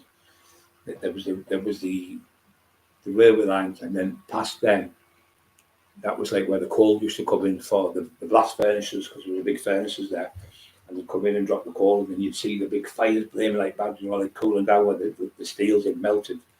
And you could see that, and you'd sit next to, you would sit on the top and sit next to get warm off it. It was fucking boiling. But there was a bloke on there, you had to be careful. So what they used to do, they'd come in like, you hear the noise of the trains hitting the pads on the back of the big steel things, and they'd pull it along, and the bloke would go along dead slow. But when he would jerk like that, the coke, it used to be not coal, it was coke then. The coke would fall off them, so coke would go over, and we've got a bucket and we need a hot coke because you could eat it with a bucket. So we went back and got a plastic bucket. So we used to fill up the plastic bucket and go and get like 4 or 5 bucketfuls, take it back and forth, to our mum's house. We get 2 plastic buckets. Fucking hard work, but you did it because we didn't. You'd fucking freeze to death, and we used to have to make fire. You used to have to get fire starters, like paraffin and wax. You break them up, and you clean all the fire out to get all the soot and all that stuff you got in the fire, the ash. You keep that and put it on the back of in your garden to make your garden grow with the weeds. Sorry, Dad used to do potatoes and carrots and fucking whatever you used to grow in the garden. You used to put it on there and just put the shovelfuls on it, and it would help. It would help the crops grow. So we went lost now. Fucking I don't know about. So we used to what you call the coal on there and get the coal. And the fire would be red hot. We had to do it in the mornings when I got up. I was only about fucking 10 or something. Come downstairs, 10, 11-year-olds with that. You get the fire, you clean it out, get it, and then you get the shaker like that, brush it all out. And you get it and you put it in the, you used to have like a bucket there and you'd throw it in the back garden. Then you come in, you dust it all out. And then you put like paper down first. Then you get a bit of wood, split the wood, little bits of wood, put the wood on. Then you get that on, and then start going, and you have the coal, break the coal up into bits, and then when that starts going, then you used to get you get the poker and put it like that, there like that, and then you put the newspaper on the poker, and that would bring the flames would go up because the wind, you need the wind off the newspaper was like trap the wind, and it would go right all the way up. You go blow it like that, and all of a sudden it'll start working. You might be there 30 fucking minutes to get the fire working. But the fire starters were brilliant because they were like wax. We couldn't afford them all the time. So it would be easy to do them. Some people used to get a little bit of petrol on it and fucking set themselves alight. And another thing you used to do was really a really common thing. The full chimney would set alight. right the way to the top of the chimney. You have to get walk with the chimney sweep to get all the soot. The soot would just set the whole fucking chimney, the whole house could bend down. The old-fashioned houses years ago, years ago, with the old Victorian ones, they were a nightmare. So yeah, we wasn't just getting out of bed and then going to school. You had to fucking do all that before you could even have out to eat. And then you'd make toast. We used to have a prom, like a big fork like that, and sit like that because you couldn't afford gas as much. So you'd use the fire. So the old fires, you get your coal off the beach, it cost nothing. You get the bits of wood from round in the woods and that thing. We go and get a big load of wood, and you'd put it in where the bathroom was, and you'd put it in there behind the door, and it would just dry out in there. Great. And it would cost you out for your fire and that, but now you get done for it now, you pinched it. And blokes would just say, go on, son, get what you want. You know, like, but bloke who's nice like me, I'd go, just get what you want, Eddie, get yourself a couple of buckets there, and don't be keep coming up and getting me caught. So yeah, that's what we used to do. Fucking could be out working for your mum, doing things with your dad, and come home and stuff, and they'd be so grateful you've got coal, or you'd be so grateful you got wood or something. You know, it'd be great. But it was a kelp. Yeah, rhubarb, my dad used to get that. We used to pinch that up the allotments in our manor. There used to be a load of allotments, Mark, and we used to go garden raiding, pinching out the sheds and all that, like all of us used to in the old days. And we used to go and, what do you say, blocked? Chimneys blocked. I had my chimney blocked. Yeah, there you have it. So, these are true stories what really happened in the day. So, and the kids would remember to go to the shop would be like a mile and a half back. Oh, do we have to, man? Like you do now, you just, yeah, man, what you want? You go to the shop, and I'll tell you what, if it wasn't for these old Elsie bumps, she had a big bump on her, bless her. She lived in Greythorpe.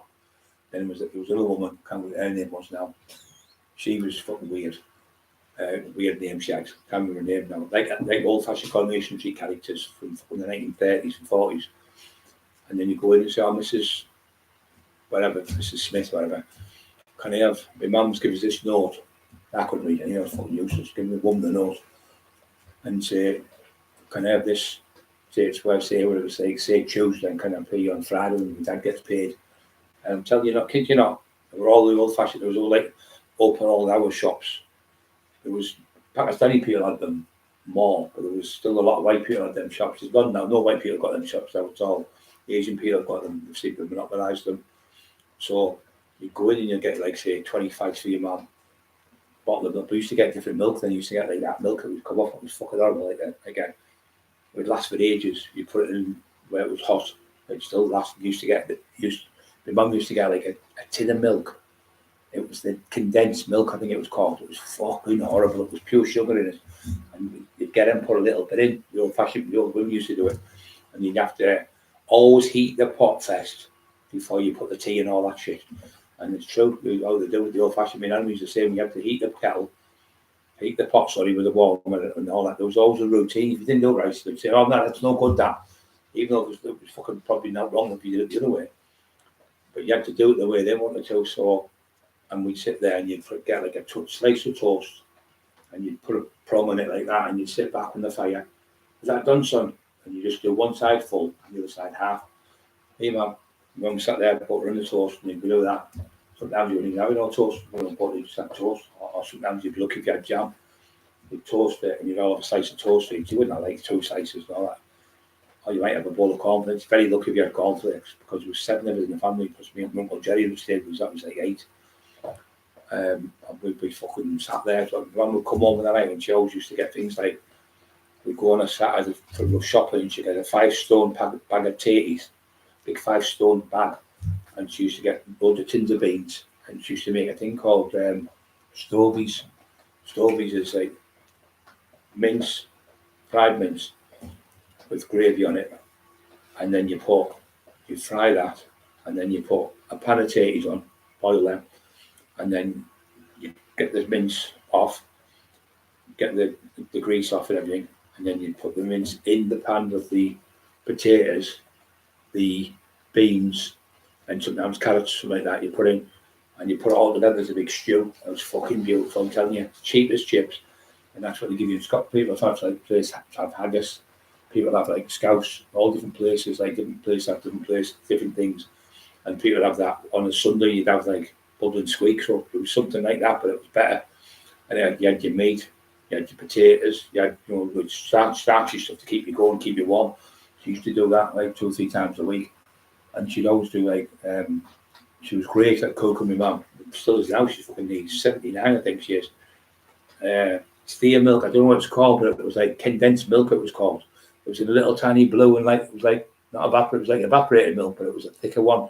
The evaporated milk was carnation milk, and this was called condensed milk. I remember the name of it, condensed milk. It was a blue white tin. It was only tiny, a little bit like that. And we used to have a tin of what we had. All you used to do was that you do that pop, and then pop, and you go on the other end, you pop the other side, you just pour it a little bit of milk would pop in, and then just stir it. And the tea used to be like treacle, like fucking pure thick tea. We used to love it like that. No, it wasn't gold top tin, but no, it was special milk. It was called condensed milk. Have a look on the internet, you'll see it in a little tiny can it's in. It's about as big as that one. A bit bigger than that. It's like carnation, but it's smaller can. It was something like that. And you pop the corners and you pour a little bit in. It was so thick, you didn't need a tiny bit, like a teaspoonful. And the old nanas and that used to love it. Loved it. Not Miss Muffler. You could return the bottles back, glass bottle. You could return that the other ones back, the glass bottles of the pop. 2p a bottle used to get. We take back bottles of lemonade, bottles of Coke and things like that, like low cop. So we lived in the cottage. We lived in a place called the Cottage. It was on the A19 and so no other house was there. The closest house was probably 2 miles away. I lived on there for about 4 years. It was fucking hard.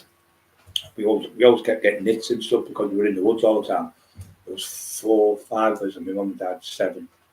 And my uncle Jerry, because he was the youngest brother of my mum, but he was only a few years older than that, younger than that. So he was just like a brother to us, really. 5 years older than me he was.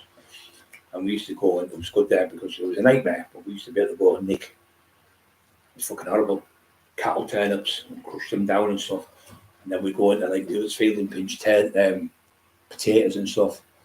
Different things like that. So we used to get stuff like that, and we picked what we used to do. We used to be always making chips. So one day, I decided I'll go to the village. The village was about 3 miles away, maybe more. I was about 8 or 9, I think. So there was these, what was it? Jones's bottles. Used to be Jones's bottles and Lowcocks. So I got the Jones bottles. I got away with Jones's. So 4 bottles in one bag. 4 in the other. That's 8. I'm only fucking 8, 9 year old or something. So if I'd walk 3 miles or something to this village, up down the A19, but cars, not many cars, did 70 miles an hour then, but fucking wasn't many cars on the road, tell you the truth.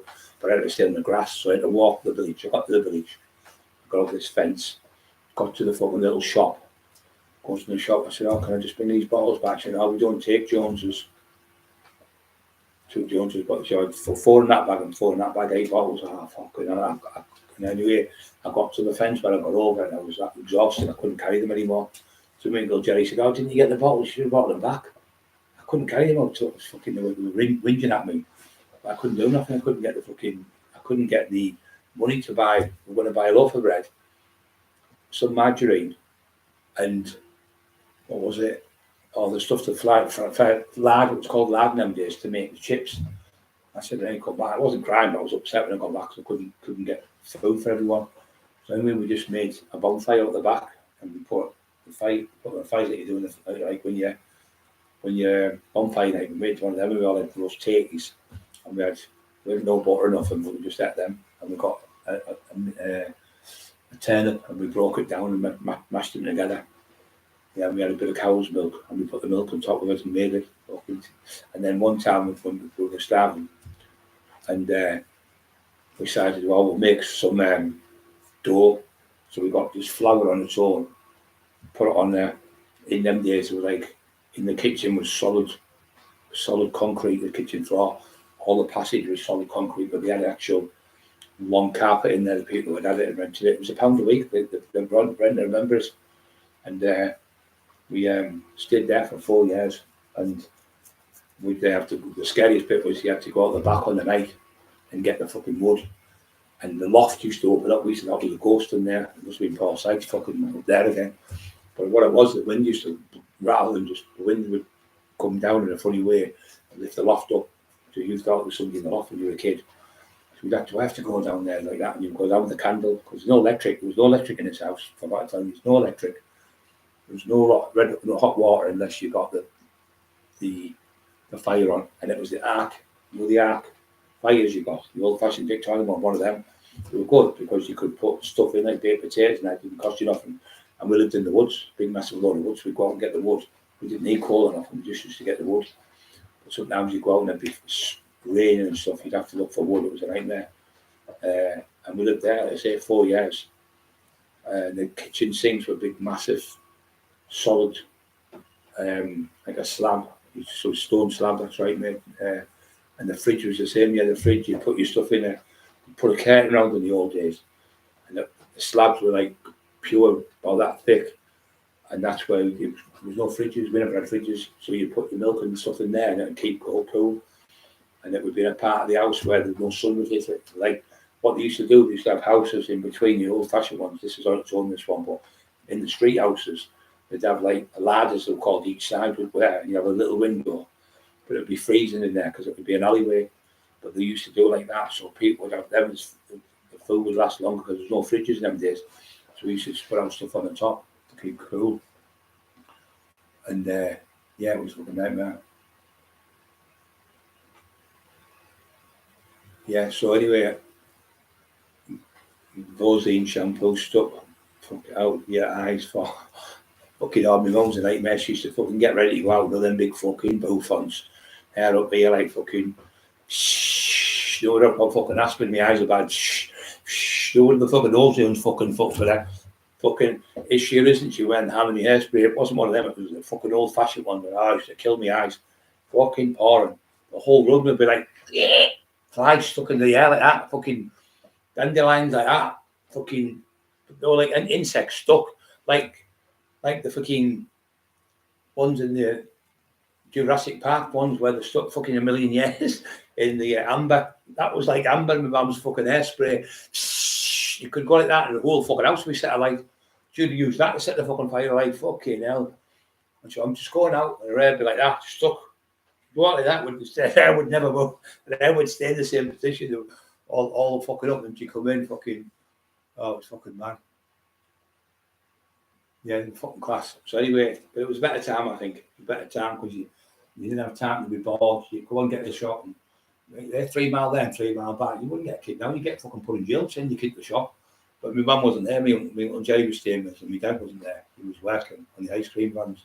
He worked on Tonyville ice cream vans. My dad. Yeah, the kids now was fucking died, he said, go and walk 3 miles to the shop and come back. I used to use the boiling water straight out of the kettle. Yeah, you're right. But we had the lard, you know, the old-fashioned fire, right? You lift out, and it was quite good because we used to be able to put we used to have like implements coming down like a big fork to do your bread and stuff, and something else like tongs to hold stuff, and then there'd be a bit where you put it on like that, and you'd pull it out like that, and you put your water in, and then you push it back round, and the fire would just boil the water in the pan, and then sometimes it'd stink because some of the soot would fall into the water, and you'd be drinking it. Oh, fucking nice soot in your mouth. It was horrible. But we had no choice. We had no fucking choice. That's all we had. Yeah, that's about us, mate. About the late 70s, we had a fridge. We didn't ever have one. Fucking had. It was a nightmare. My mum used to have there was no electricity. It was Calagas. It was a Calagas bottle, and the things were called mantles. You had to light them like that. Turn on, the gas would come out. Poof, and sometimes they'd put a hole in them, and the fucking things would break. We used to light them. We had an old mantle just in the living room, and you'd see things in the dark. And when you were a kid, it was fucking scary. And then you'd have a big fire on. The fire was the old-fashioned fires, like I said. And then they shut the door. But my mum used to do cakes in there and bake cakes and everything because it was no electric needed because we had no fucking electric, so we had no gas. Sometimes we were out of gas, so we'd use the fire to cook off, or we just use the cooker to do certain things. But we had to, like I say, we had nowhere else to live. We lived there 4 years, and we survived. That's what we did. Kids couldn't do it now. And you used to get fucking nits. I don't fucking mind telling you, tell the truth. You get nits, you go to school full of nits, you get off school and you had nits because they keep you off the next day. All that shit about, what it is, your hair must be cut. Well, random again, get my fucking hair washed. I never had no fucking water to get it washed, no hot water. Couldn't afford it. Couldn't afford to fucking do it. But it was a fucking nightmare because you get nits. And then say, they always lie, don't the people go, they always live on a cleaner head. They're not fucking bothered if your hair's fucking mingy like fucking tin foils or perfect, smells beautiful. They just want to eat your fucking blood. Got nothing to do with how clean your hair is. They want to fucking bite your scalp and take the blood. It's parasites. Outside toilet, of course. Yeah, outside toilet, exactly. And we had an outside toilet, but this was outside. Now, let me tell you this one. So we used to go out, turn right. There was an outhouse where you'd have like, we had guinea pigs and that in there and stuff like that, like animals and rabbits and stuff. And you could work in like a workhouse that was outside, but there was a toilet and there was no flush. My dad had to pick the toilet up and take it down the garden and dig the garden up right to the other end and put all the poo and everything in there. Probably maybe that's why the rhubarb was so good. 10 bob the metre. Yeah, I used to get fucking, when I was a kid it was 5p. 5p used to put in. Used to put 5p in. My mum used to say, out the way, son. So I remember we lived in Middlesbrough. It was Doggy. We lived in Doggy. We lived there with my uncles, and he used to have, my uncle was an engineer, a television engineer. He was an engineer in the army. And we used to put 5p and 10. It would fall through, and you just leave it there. Next day, pick it back up and put through again. The bloke would come around to get the money and say, "There's no money," and they just used to fuck off. They used to never done that. They weren't bothered. Got no money. They used to put 5p. I used to get my hair cut for 2 bob, 10p. 10p. My hair cut. So anyway, I went outside. I was stood outside from my mum. She must have turned round. I was only 3 or 4, I think I was. And I went walking around the town. They ended up in the fucking police picked me up and took me in the police. This place, it was all police women typing. Can't remember it all. Could just remember a little bit of it. And there was loads of people at desks typing. Anyway, they come and got me, mum and dad. Fucking went missing. Taxman went missing. Sat in the police station.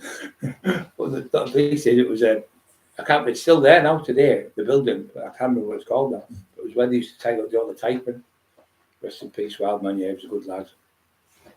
He was good. He used to phone me all the time when he knew I was having shit off that could.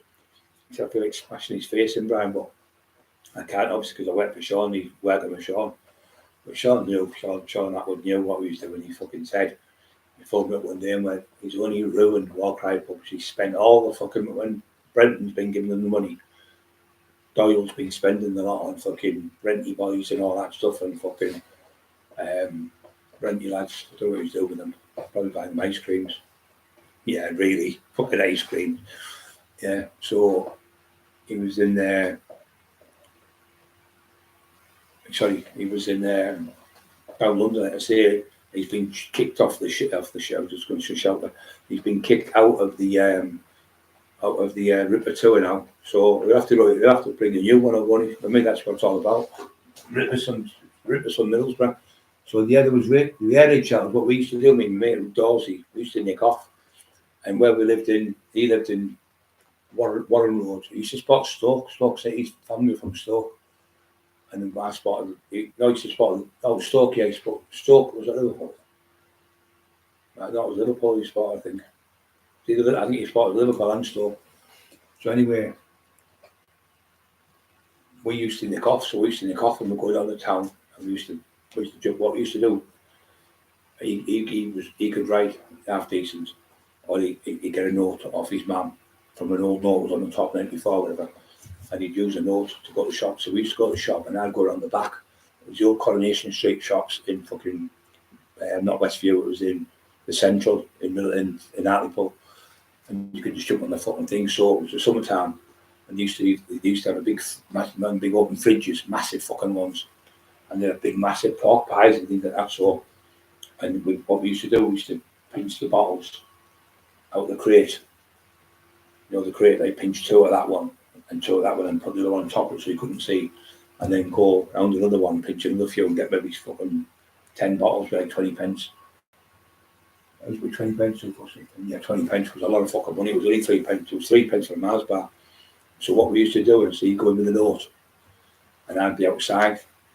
And what I'd do is go, this was the plan, I'd be over the back fence, over the wall, sorry, drop down, because he always had the gate. The gate was open, I could easily sneak through the gate. It was only skinny little fucker. Got through the gate and went in the fucking big pie thing, pinched the pies out of the back, so when they come in, I couldn't see them missing. Pinch a couple of pies or a couple of fucking cakes or whatever, put them in like a top, and go back out, open the gate, lock, shut it, and then walk down the road. And then he'd see me if I'd done that with my hand, like the thing, just walk like that with my hand. He knows it. He'd turn on and say, "Oh, I forgot that I've lost the money," because he'd say it was £4.20 or £3.50, whatever. He'd say, "Oh, I've dropped the £5. Oh, nightmare. You leave the note here, mister. I'll come back and I'll go and get the money." He went, "Okay, son." But he didn't know we pinched not all. We pinched fucking food all day. We'd be eating it. So we used to go to the rugby club. We used to sneak in there. The rugby club was where they used to put the mats and the stuff for the rugby. We used to stay in there for like so many hours, then go down the town.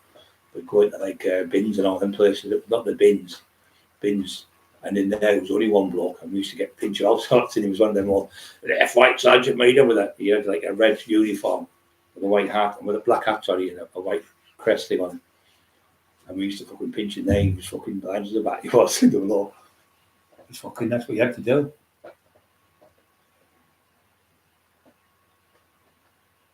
Yeah. You're right. The women was a nightmare for women. You have to put the kids in the bath and wash them. So when I'd get infected, I was the oldest in the next one. And then like two would get in the bath or something. So that one bath would do all the kids you couldn't afford to. I'd fucking tip the water and get another bath. And you'd have all your clothes on a horse. What was it called? Clothes horse. You have the clothes horse on. You have the kitchen in the kitchen on, the fire in the kitchen on. And that would be in the kitchen. The clothes would be drying. And you'd have like little radiators. Fuck all them. They came later on. They couldn't afford them, so yeah, we'd have a blazing fire on, but you had to have the wood and the fuel for it. But there was no fucking. We used to go oggy raiding in the summer, wherever it was, and we used to nick the apples out of the orchard where the fucking priest used to have the church, straight over his fucking fence. Well, God's made them for us. We might as well get them. My daughter used to pinch all the apples, about fucking 30 apples or something. We'd go back to my mum. She'd clean them all down, cut them all up and make them into apple pie. And then she'd also do apple where the stick was all toffee apples. She'd make them as well. She was brilliant. My mum cooking. She used to make a jam. We lived in a farm in Northallerton for about 6 months, and she used to do apple jam, plum jam. She used to great, and she was also used to make, what was it called, ginger beer. She used to be able to make that. She was fucking brilliant at doing to make anything with her hands, decorate anything. She wouldn't. Second garden of the year in when she had a caravan. Mark knows when Saltburn, in a caravan as you go down the beach. My mum came second, the mayor came out and the mayoress or whatever come with the caravan.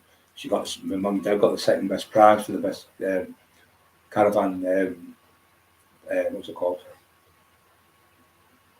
Flower range thing, like a garden. Beautiful. She has little dwarfs and little diggy ones, little like the wasps with little fishing rods and all that. Was marvellous. She came second in the paper, and I think it was in the paper in up Saltburn where she came second. Crab apples, yeah, you got crab apples as well. Give you a bad belly them though sometimes. Remember Matey Bubble? Yeah, I remember Matey Bubble, yeah. He was like a little fat tub of land, he was a little fat bloke, wasn't he, like a sailor. It was blue and white. You remember that as well? You used to get Christmas time every could fucking got it. Splash you all over, brute, and then you used to get the boxing glove with it. My name's Henry Cooper. Alright, mate. Splash you all over. And you used to get den, Old Spice adverts. Fucking marvellous advert. Then you used to have him, didn't you? The man, the milk tray man. When you used to do it like James Bond. And only because of love. Only because the woman loves milk tray. You never get adverts like that now. They're fucking shit. Great, remember that one time, galore. Yeah, see how you're all remembering things now, because when you go back to being nostalgia, you start, oh, my mum done that, and my brother did that, and you start getting upset a little bit, but it's a good upset, because you remember all the old stuff, and when I'm telling you the stories, you're thinking, oh, I remember my mum getting them, I remember my mum making cakes, I remember mum doing this. It brings back nice memories, and when you go to bed on the night, you feel great. I always do it, before I go to bed, I listen to an old play, I don't listen to any like horror films or any shit like that. If I've got about, I listen to any bad podcasts or that. I just listen to like I probably sleep 2 or 3 hours a day. That's all I do. I don't sleep. I'm proper fucking hyperactive. I always have been, and I don't sleep a lot. But the least noise I'm up, more like a fucking sniper. Trained like fuck, the brain's ready. Boof, who the fuck's that at the door? Yeah. Hunting for the biggest yeah, we did. Big sea biscuit, hunting for the biggest fucking conkers. And all that shit, you used to put them in vinegar and all that. It was garbage, wasn't it? Why you had one like that big and it fucking napped everyone's at school. It was only about that big. It was fucking rock hard, like black.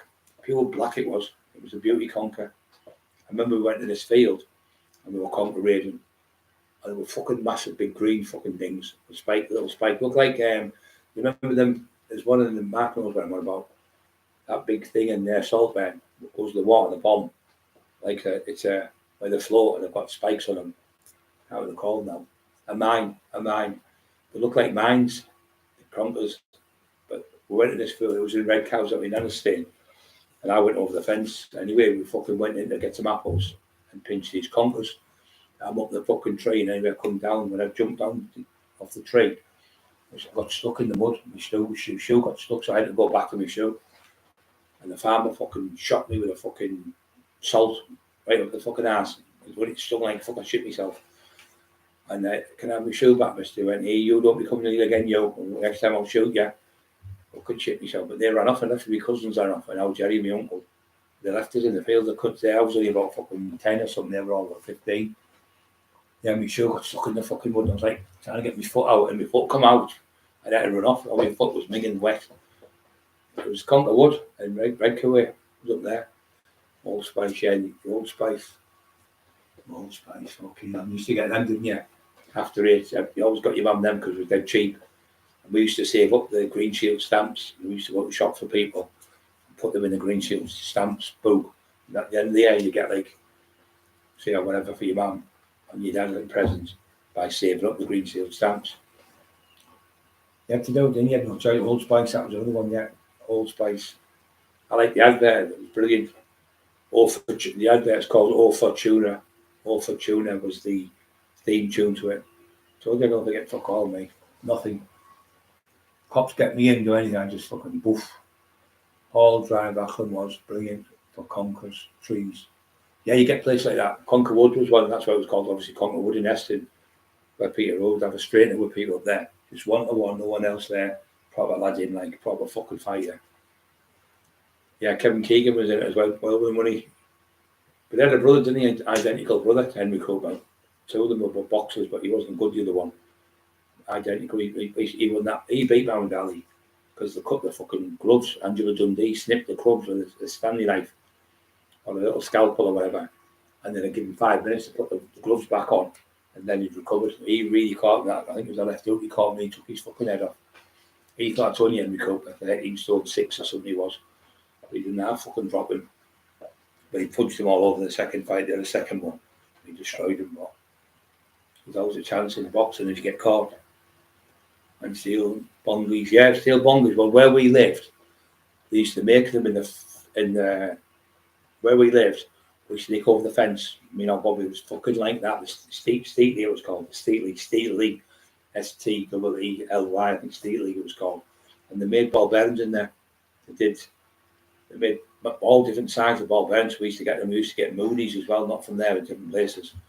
We used to sneak in there and go in and then get the steel bongies. They were ball bearings actually, that's what they were, but they were bongies we called them. We used to get Moonies as well. Isn't it funny, all of a sudden, out of nowhere, everyone starts playing marbles. There's no like special day or something like Easter or it's Christmas Day, 25th, or it's Mother's Day or something, or Father's Day. Everyone just starts playing fucking marbles, for no reason. Bongies, yeah. They used to make them. They were the ball bearings they were made for British Steel. For some type of fucking turbines, I think they were in. I got slapped Anthony O one night in Exeter and a bit pissed like. 999. Yeah, Anthony could have a fucking fight. He could fight. Could have been world champion, that lad. He's fucking class. He beat Eddie Held and destroyed him, punched him all over. Yeah, really good. So all these people all of a sudden start saying, "Oh, I fought him 35 years after the lad's been dead, or 30 years after somebody else has been dead." They come out and say they've had fights with people. They're just fucking cowards, lying bastards. Georgie, Gregory Pax, is it? We used to watch Gregory Peck film, is it? You know about with a whale, Moby Dick.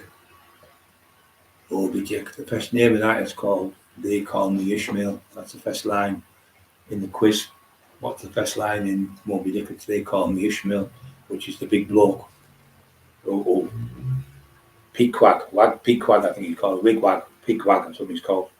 He's the one with the tattoos always says. Wigwag, I think he's called. Wigwag, don't like. Wigwag. I like the other one, and all the Indians wrestling with the Mohicans. I was brilliant at for them. Fucking marvellous. Daniel D-Lewis is one of the best actors I've ever seen. He's fucking brilliant. Every film he's done, marvellous. Him with one leg. He's playing for my left foot. That was marvellous as well. Brilliant actor. You're a young pup compared to us. I'm minorities. Yeah, you're just a young kid, you and minorities. Children. Better me and Mark. Me and Mark will stay at yours when we come down there to the Ripper tour. Mark will get me in the back of the lorry. Smuggle me in the back. What's in the back there? The taxman, fuck off. One night in Essen, I was a bit pissed. Like, hard lad. He's still alive, isn't he? He's still around. Peter's gone. Tommy's gone. Old Tommy. Young Tommy's alive. He's a great kid. His son's fucking brilliant fighter, Charlie. Oh, fucking unbelievable. He's like Anthony now. Then he's got another relation. I think it's, I can't know which one it is now. And he's the AB. He's not the AB. He's the Army boxing champion of, like, say, the Army, Navy, and the RAF. Say. He's the number one in the whole lot of them. Brilliant. We've seen him fighting on telly not long ago. Me never. Fucking absolutely marvellous. Yeah, used to use that's the saying. You remember the saying? Keeps move the goalposts. Well, that's where it comes from. You know, like the fucking courts. We used to have sometimes we'd paint on the wall at school, just with chalk. The teacher go mad. You could never tell, could you then? But we used to play gatey. In our street, you'd have the long street, and at the back here, like this bit, squared off, and then you could drive round there and reverse back and come back round down. You go straight up the street like that. You go left there and go round there like that and come back round, because it was a bit of a round piece. All the houses were like that, like an oblong shape. And then, and you went out from the shops, you go, "Here, son, give me 20 pence if you're going to give me 10, 20 fags." And such, whatever. And then somebody else would ask, 20 pence makes up 20 pence. And 20 pence, you could go to the pictures. It was 15 pence to get in the pictures when I was a kid. And then you'd just walk to the fucking picture and walk back. And once you get in the pictures, it was 25 pence to get in when you were 13. You had to pay more then. It was 15 pence when you were a kid. We used to get in. I went to see Star Wars 1976. I went in there, I went to watch it. It was fucking marvellous. I couldn't believe it. 1976, 77. And I went in, I seen another one called Live and Let Die. I loved the TV. I got lost in the TV when I was a kid. I was like, no, I loved all the fantasy stuff. I'd be there as if I was in the telly with them, get lost in the film. I still do now, even when I'm home. I watch things now. I watched an old film today. It was Kirk Douglas, and I've seen it about 20 times. I was upset, yeah.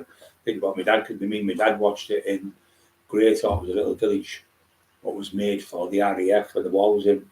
And my dad worked, like I say, and we used to watch it. We watched the snooker, and then we used to go play snooker in this little club. And anyway, one night we were at home, we said, "I watched on telly some," so I turned it over. It was a Saturday night. Still remember everything. While he was sat there, and I was behind him on the left. And he said, Only the Brave, I think it's called. And it was Clint East, Kirk Douglas. He's a cowboy, and his horse is called Whiskey. And he gets in trouble, and he goes to save his brother-in-law in a bar, in a pub, in a fucking jail. He gets him out. Anyway, they're after him, the cops, and he's off at with the Minnegrasses in with under the mirror glasses, what's he called? He's horrible cunt in it. Great actor. And he shoots fucking Cool and Luke, and that'll look a Cool and Luke film. He's in that, I can't remember his name now. He's in it anyway, it was fucking class. I watched it today, I was like upset but happy. I was like, as if I was talking to my dad in my head. I could hear him. We watched this years ago, Dad. You know when you do the daft things, don't you? Yeah. The bongo flying horses. The bongo flying horses. I only went in there a few times. I hated it. It was fucking horrible. It was just divvies, full of prostitutes, full of daft sailors. Just cranks in there. We bashed the doorman in there. We were the only ones to bash the doorman in there. Me and Tom knocked one of them out, the main one. They were always hitting people with hammers in there. They were cunts. We were known for hitting people with hammers. The only club that Lee Duffy couldn't get in that. Stop him going in. The only club ever he got to stop going was that one. And that idiot, that big divvy cunt, telling everyone he had a fight with Lee Duffy in Football Club. I must have spoken to 200 people in the last, people down London, people from Manchester and Birmingham, Hartlepool, Stockton, from all over the country. What a load of fucking shit. He just looks like a big fucking shit house him. 38, 39 years on the door and never went to jail. What a fucking Doyle. Just like him. That was Lee Duffy's favourite saying. A Doyle means a divvy cunt in Hartlepool. And it means a divvy. The gypsies call him, shut up you fucking Doyle, I'll give you a slap. That was Duffy's favourite saying. You Doyle, get over there, I'll give you a slap, you fucking Doyle. He said it all the time. Carol, if she was on, she'd tell you, hey, you Doyle, get here now. Get here, you fucking Doyle. That was his name. Hated it. Can you imagine what he'd have done at that cunt, like, what he'd have done to him. Fucking hell, divvy cunt. He started pretending he knew him and all sorts, and he started pretending he met fucking Tina Shaw. He's fucking round the bend. He's at Paul Sykes' grave going, hey, Paul, my old friend, I haven't seen you for years. You never met him, you took that cunt. Lads from Hartwell got on the train, fucking hell. Man, you used to live Birdsall Road, didn't you, mate? Mrs.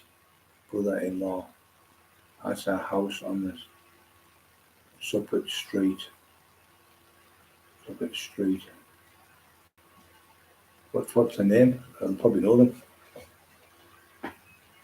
I had Birdsall Road, that was in Frankie's, it was on the, as you're going, where the line, there was a crash the other day where the fucking barriers didn't open. In not that side, I think it was the other side, where you go over the railway track type thing.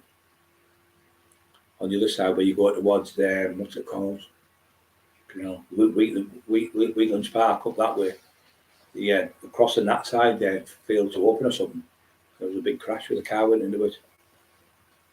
Yeah, I lived in Birdsall Road with Frankie, and outside you could see the railway place where the man would pull up the leaves and stuff and let people in and out and stuff. But a few times we'd get jammed where people would go in and break down in the crossing. They'd have to put like a special red light out to stop the trains.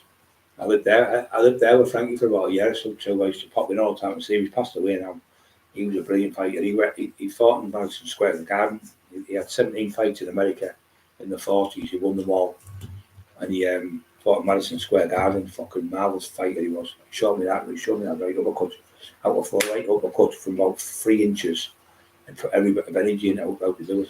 I try to show a lot of people that can't do it. It's really hard to throw. Suffolk Street. Steve McQueen. Bullet car, Steve McQueen. Yeah, I remember that Bullet. That was Steve McQueen, the chase, where he was getting chased all over in the car in America. Yeah, it was one of. I think that was his last film. That, to tell you the truth, I think he died after that. He was only about 50, 52. Died of cancer. They all spoke like fuck, didn't they? Did Lee Harrison sell that white Golf or did Crash wrote off? You know, I don't know, mate. I'll tell you the truth, I don't know. I used to see like all the time. When he was on the run for murder before he was in Jamaica, he texted me. He said, "Why don't you come stay over here with me, Big Bride?" Because I was getting fucking shot at and fucking stabbed and fucking all sorts. He said, "Come stay with me if you're going to get killed." I said, "Fuck him. I'm not running away from my house." I'm still in my house now after all the firebombs, petrol bombs, the threats to kill me, the fucking threats to shoot me, everything. I'm still here. I'm not a fucking shithouse fucking cow like you, Doyle. You cack your pants cacked your pants when they put your windows through and you ran out of town and you let your windows put through. You daft little cunt. Ran out of town.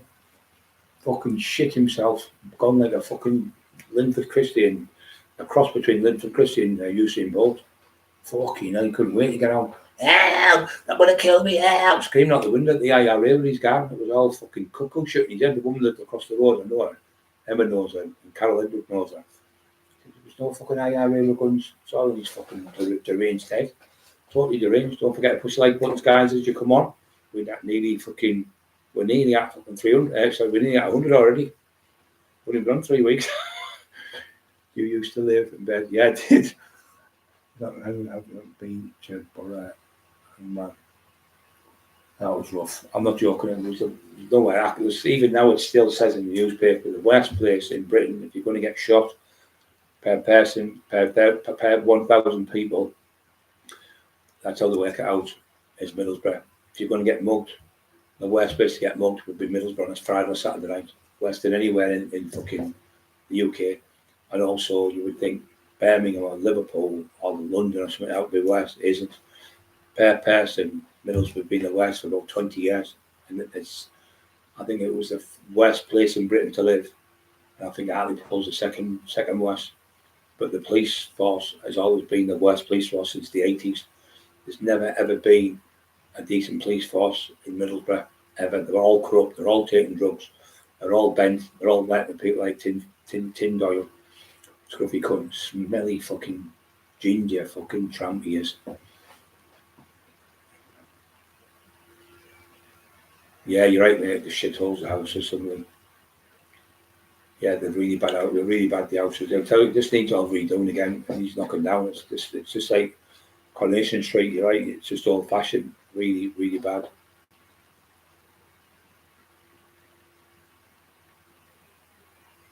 Just one Brian as in the landlord. Whizzing around the town. Love the car whizzing around the town. Yeah, I used to see him all the time. I used to have guys at Cosworth side of my fucking car going fucking 3 Series BMWs, fucking Isuzu Troopers, fucking 2.8 fucking Supras, all doing 3 litre Supra, and the other one was not the Supra, it was something else. I can't remember the name of it now. Yeah, I can't remember the name of it now. It was one of the first ones with digital like kit, or like Back to the Future car. It was the first one I got. It wasn't a great car, but the 3 litre Supras were shite. The brakes on them were garbage, fucking rubbish. Couldn't brake. The best one was the Cosworth, the Supra Cosworth. They were fucking flying machines. And for the price of them, you paid in basics 7 grand per one. You know, like a used one. Now they're on fucking 200 grand, some of them. 250 grand a pound for a fucking. I had fucking six. I had. I got a 1 magenta one, a tax and magenta one. I bought a white one with Bam Bam in Oxford. I bought another white one. No, I taxed another white one off someone else, a Q-Reg one. Greg Howard, they took off him.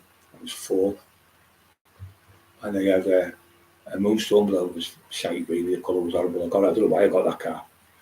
And then I got a graphite grey one. It was fucking beautiful, the best one I've ever had. A graphite grey, beautiful car.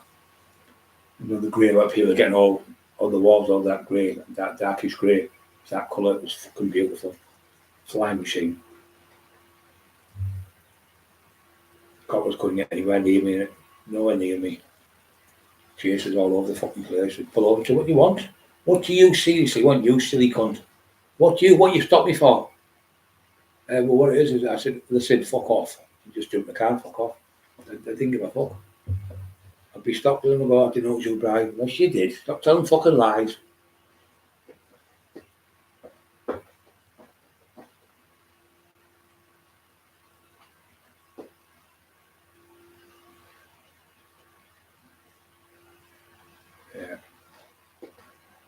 Yeah, it's just not the same now. You can't do what you used to be able to do. Fucking can't. The cops aren't here for anything. The DNAs. It's not the cops that have got cleverer. It's just more police informers now. The old days, you got to fight. I mean, I've been jumped on. I've been hitting bashed to fuck. I'm nearly left for fucking dead. Nearly. I've been smashed with hammers and bars in fucking pubs, and stabbed on doors and shot and fucking. Just, you get a good eye and you get a good eye. I'm still standing there in the fight. I've dropped 4 or 5 of them out of fucking 7 or 8 of them. Sometimes I've dropped fucking 10 of them in the fight. I've dropped them, but they're really daft fucking army lads. Couldn't fight fucking sleep. They're all pissed fucking. Think they can fight, but they can't. They can fight somebody 10 stone, but not when he's massive. Got no chance. Just pick them like that and just fucking throw them into each other, just like skills. They only weigh 10 stone, 8, 9, 10 stone, most of the army lads. None of them are like 13, 14 stone. They're all small. Maybe bigger now, but they weren't then. The base used to be across the room. Them lads I had to fight with that night, when the 4 tops were on, they ended up being friends with us and said being in a big battle with these other lads one night. And that's how it was. You'd have a fight with someone, you'd end up shaking hands and think, well, he's a better fighter than me. He's a nice man, I'm going to shake his hand. That's what you do. You just say, we're all right now. I think the lad who killed hello, one of the lads who killed Lee, when I beat him in a fight. Next time I see him, he said, are we all right? Last time he said, we knocked fuck out. And he said, I had 3 fights for Lee. Poor, I never got beat like that. He said, fucking hell, he said, fucking scary, you, like he said, really scary. I said, we're all right now, though. Of course we are. He was giving him a cuddle, give him a kiss on the cheek. I said, if you need me, I'm here for you. I said, don't be upsetting yourself, because Lee would never have wanted you to be upset, and Lee would never have wanted you to go to jail. And his mum said the same, Brenda. So don't. It was just a fight that went wrong. I know you regret it. We all know you regret it, but you've got to give yourself, you want to say to yourself, it was just one of them things. It was just fucking, it was a fight. It happened. You didn't go out to kill him. He started on you. So, and he said, yeah, you're right, Brian. He was really dead happy when I said that. You could see in his eyes, he was upset. But that fucking piece of shit torturing the lad said he stabbed him 7 times. He hit him with the knuckle duster, he bit him, and then all fucking lies to make the books sell. So I don't think anyone should buy his books. I think everyone should boycott his fucking books. I'm thinking of going around the shops and sitting outside the shops with banners and everything and boycotting all his books all over the fucking place. Go to London, everywhere, boycott the cunt. There was another one. There was another car series. He was in a car. He was. There been about 4 versions of it, and it was fuck to call him. I think he was in it. Who was in? Fucking William Wallace. What was he called? William Wallace, the Australian lad. Oh, he's Scottish, isn't he? Yeah. The one in William Wallace. Who was William Wallace? What was he called? No, he is Australian, isn't he? Fucking. What's he called? I can't think his fucking name. William Wallace. What's he called? I can't think his fucking name. I can see him. He did Mad Max as well, the Thunderdome. No, that's Ian McQueen. Hold on, what's he called? William Wallace. Just thinking that with it now. Braveheart, he's in. He's also in. You'll take our lives, but you'll not take our freedom. He's also in, not Gladiator, the other one's in Gladiator. Fuck, what's he called? I don't think he's got a name. Let me have it down. Someone was scared. Braveheart.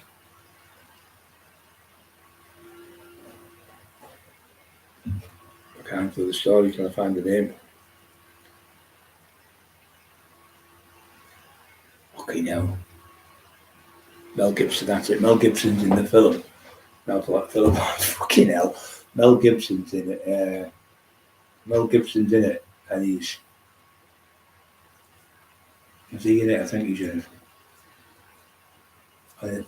It's called The Chase, I think it's called. But he's chasing him in the car. It's fucking marvellous. And the other good one was the best car chase I've ever seen. I could drive a car good. Was the one with the best car chase film in history. It's fucking marvellous. I know that I fucking understeer, all that stuff, oversteer and handbrake turn, all that shit. I learned all that through Adrian Austin talking to his rally driver. I'm going to go over there and do a day with him, show you how he builds cars and everything. And the other place was the course we used to go on, because he keeps saying a line about driving the Cosworth. But every fucking else knows, even Kerry Pierce, who sold him, said, he's fucking round the bend, that silly cunt. He said, I sold you for one Cosworth, and my mate sold you another Cosworth. He said, I seen you with about 6 or 7 Cosworths, Brian. He's just a fucking bam pot. The thing is about him, he can't even drive the that cunt. He can't even ride a motorbike or nothing. He's fucking useless.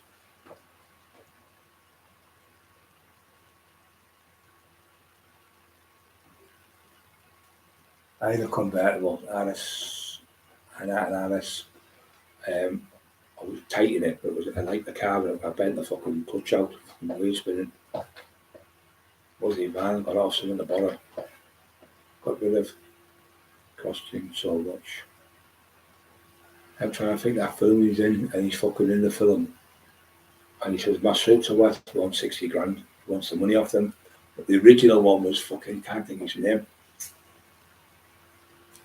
Old fashioned actor, you can see him, he's got a black suit when he gets out of jail, and they owe him 60 grand. And he said, I want my 60 grand. He went, 60 grand? So he taxes the mafia, he starts taxing them, and they put a hit on him. And they go all over trying to kill him. Fucking brilliant film. Issue Point, the guy from Cherry, no, not that one. He was full of folks here, I can't remember his name. He's old school, this one, I can't remember his name now. Yeah, he was in lots of films, he's old school, I can't remember his fucking film now. XR2, yeah, they're too small, I can't move in the fucking things. Couldn't get in the corner, I couldn't get my legs around the fucking underneath. My legs were that big, I had 36.5 inch thighs, I couldn't get my legs in. It was a fucking nightmare. And Mel Gibson's in this film and he's taxing them in it. But it's the one I want to watch before this, it's about 30 years before they've copied it. And it's called The Chase, and they can't get him, it's fucking brilliant. I think he's in one as well, Peter Fonda, I think he's in the one where they're chasing. I think that's the one I'm thinking about, Peter Fonda. They're chasing him in the car, they cannot fucking get anywhere near him. It's fucking marvellous. He wears leather gloves in it. Really, really good film. Yeah, it was loads of good old films the old days. I used to like that as well. What was I thinking about? Gladiator was good. When they killed his wife and that. Wasn't good that bit, but when he went back it was great. Mel Gibson, that's the one, Mel Gibson.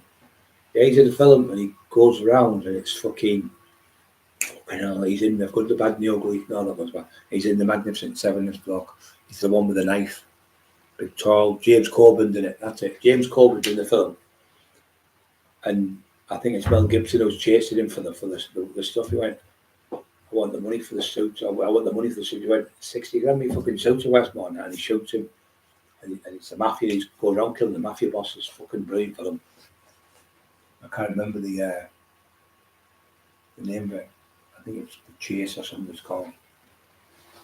Can't catch him. Then they made another one with that other one with the blonde hair. He made one that was shit. Young lad from America, he's got blonde hair. He did all of them fucking daft Fast and Furious films.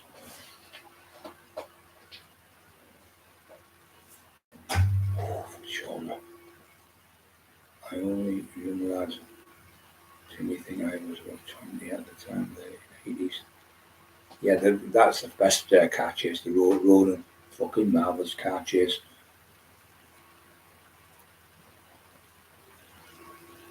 Yeah, Ryan, Aileen and Ryan.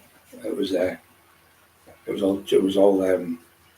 a blue colour. It was nice that for the Ryan. Right, fast, but it was a nice colour and it was nice. It was all fancy. I got it for about 5 or 6 grand. I think I paid for it off China. Ryan. I've had that many fucking cars, like fucking loads. Lee Van Cleef's now starting, mate. Lee Van Cleef's in the Good, the Bad, the Ugly, isn't he? It's I just said his name. I can't know his name now. He was in the film with him. He was taking it. He was going around the gambling casinos and taking the money off them all. Well, 60 grand he was owed what he owed because they put him in jail for something he never done. He come out and he went, I want my fucking money. Then there was another one. I can't remember the original. I can't think of his fucking name. It was mad. I've seen it about 20 times as well. One of the films you can keep watching over and over again. Marvellous. There was another one, Midnight Cowboy. That's a great film. Brilliant. And the other one with there's another one with Clint Eastwood in, where they're trying to get this money out of the school. And they go to get it. The school's been moved. The one I was thinking about today, the actor who was in it with fucking the film, can't be fucking name now. George, not George has, George something he's called. The one with the mirror glasses in Cool and Luke. Him, that actor, I can't remember his fucking name now. He's in that film with Clint Eastwood, that's brilliant. And he's in it as well. Fucking hell. Can't think of the names of people tonight. Lee Van Cleef was good. Nick Nolte. He made a few good films. He's in that one when he gets he's in the one with the water, what's it called? Fucking trying to find treasure in the water, and it's all bottles of heroin, little bottles, like little, like steroid bottle. You get a bottle test. And they find all these, and hoover them all up, these bottles. There's a black lad in it, fights his mate, who's a bare knuckle fight, and he kills him. Can't remember the name of it. The Deep, that was at the Deep. Robert Shaw, he's in it, Robert Shaw. Good film, Robert Redford. Yeah, God, he made some brilliant films. George Kennedy, that's him, guys. That's him, George Kennedy. George Kennedy was in that film with Whiskey. I was on about today with Kurt Douglas. And George Kennedy's in the same one. With the he's horrible cutting it when he's in Cool Hand Luke. And that was all the shit. You can't eat 50 eggs. It's impossible. They've done it in his stomach. It would just pop your stomach open. You couldn't swallow 50 eggs. It would just burst. There's a special name for it with the call. I can't remember what it's called, where it's something that's not true, but they made it it's exaggerated. I can't remember the name of the word they use, but it's brilliant films. Yeah, Roland's fucking brilliant. Marvelous film. He's in it. Sharp of Sharp, what's he called? Sharp's in it off the TV series, and he thinks he's tough and all that. And Robert De Niro's in it. He ambushes him. He puts like a cup of coffee like that on there, and he walks back and he knocks the coffee off. And when he knocks the coffee, he falls. Coffee. He goes to get the coffee. He grabs him, gets in an headlock. He says, "Look, you daft cunt.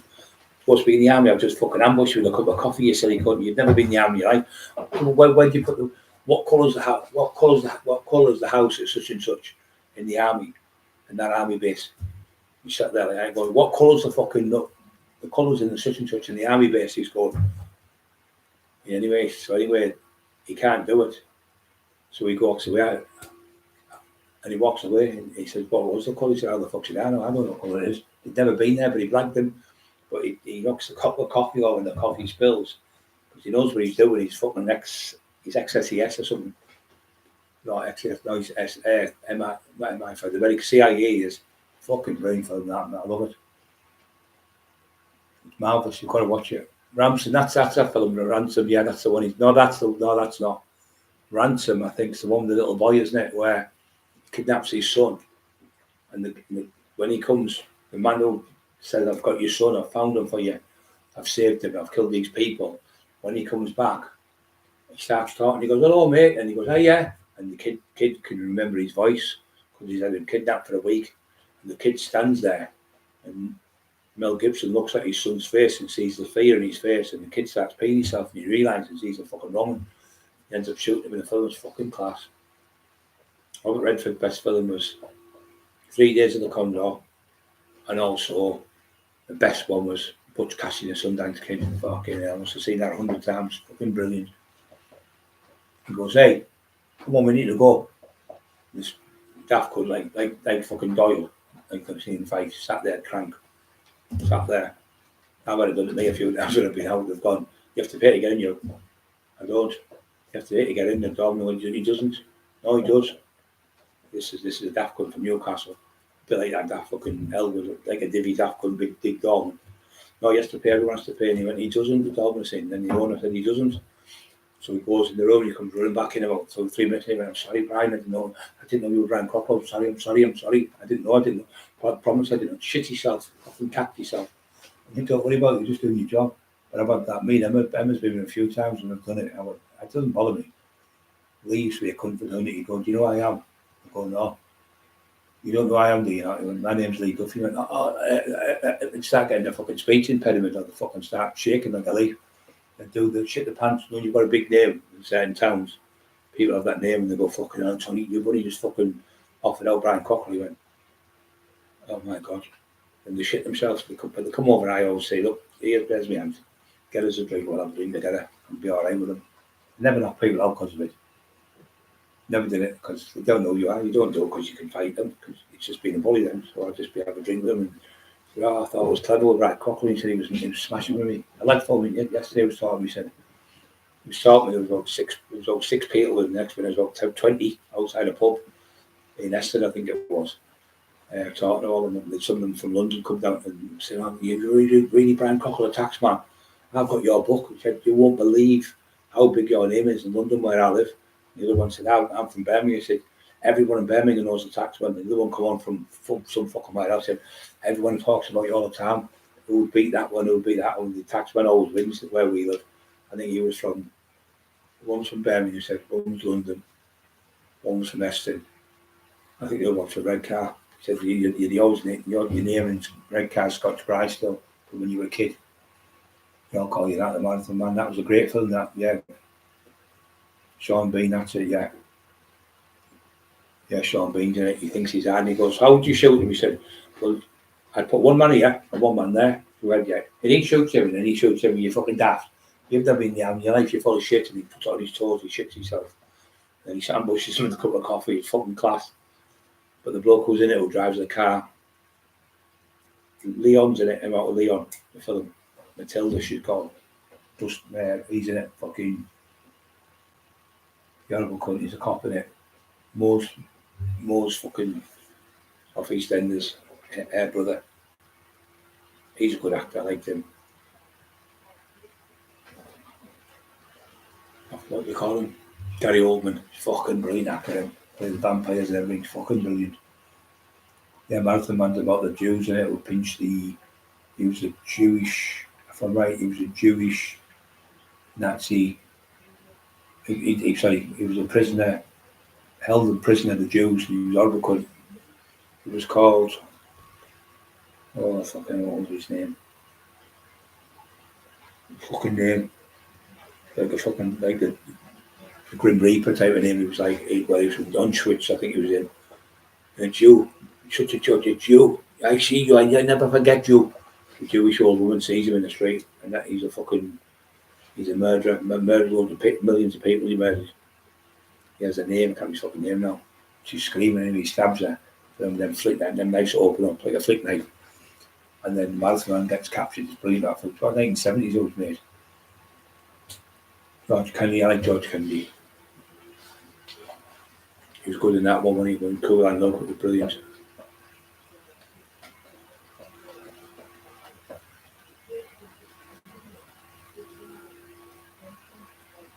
Justin Hoffman, yeah, and it was the old man was Omar Sharif, was it him? I think it was the actor. I'm sure it was Omar Sharif. He was in it. Mengele, I think it was Mengele. That was his name. Omar Sharif played Mengele, I think, as the Jewish fucking torturer in the Auschwitz or one of them camps. Terrible what they did with them people. 6 million people they killed. The Germans burned them and everything. But after the war, there was over 6.5 million given to the Russian people, and they said we don't want them. So we got off them. We didn't want them. Americans got off them. They did, but no one wanted them. So fucking him, Stalin shot them all, killed them all, 6.5 million people. So people ask who's the big massive murderer of all time. People all say Adolf Hitler.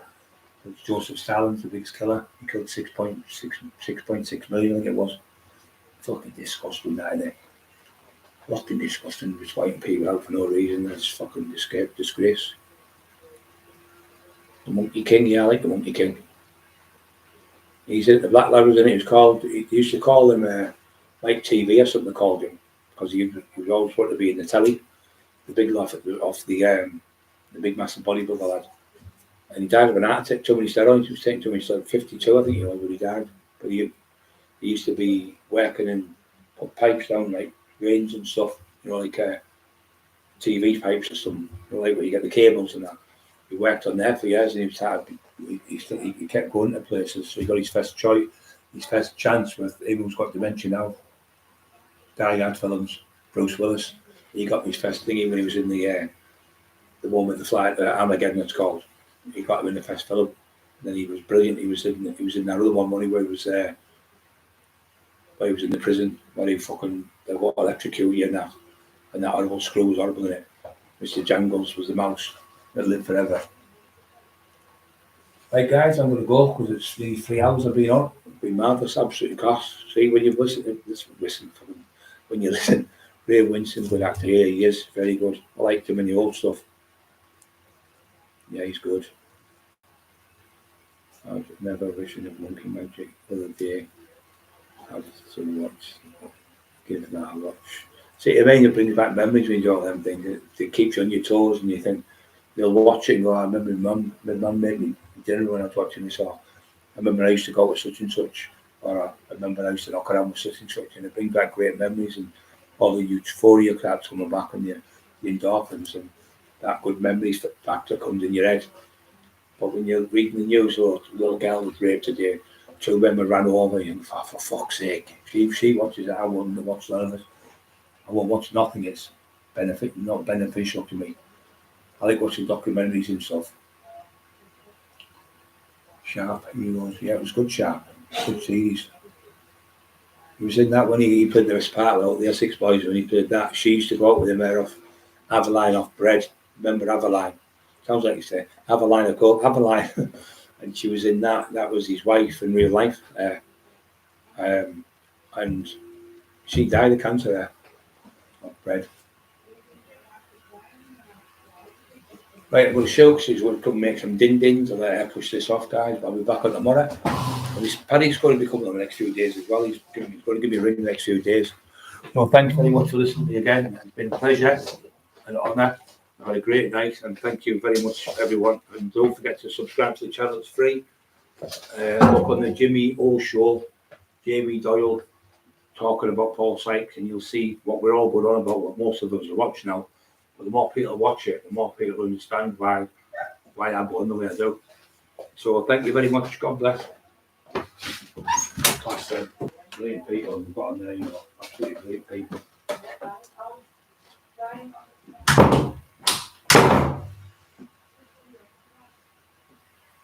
Fine. Got iron. I just wanted to go this with you. Last Wednesday, the game was at the Phoenix, waiting on it.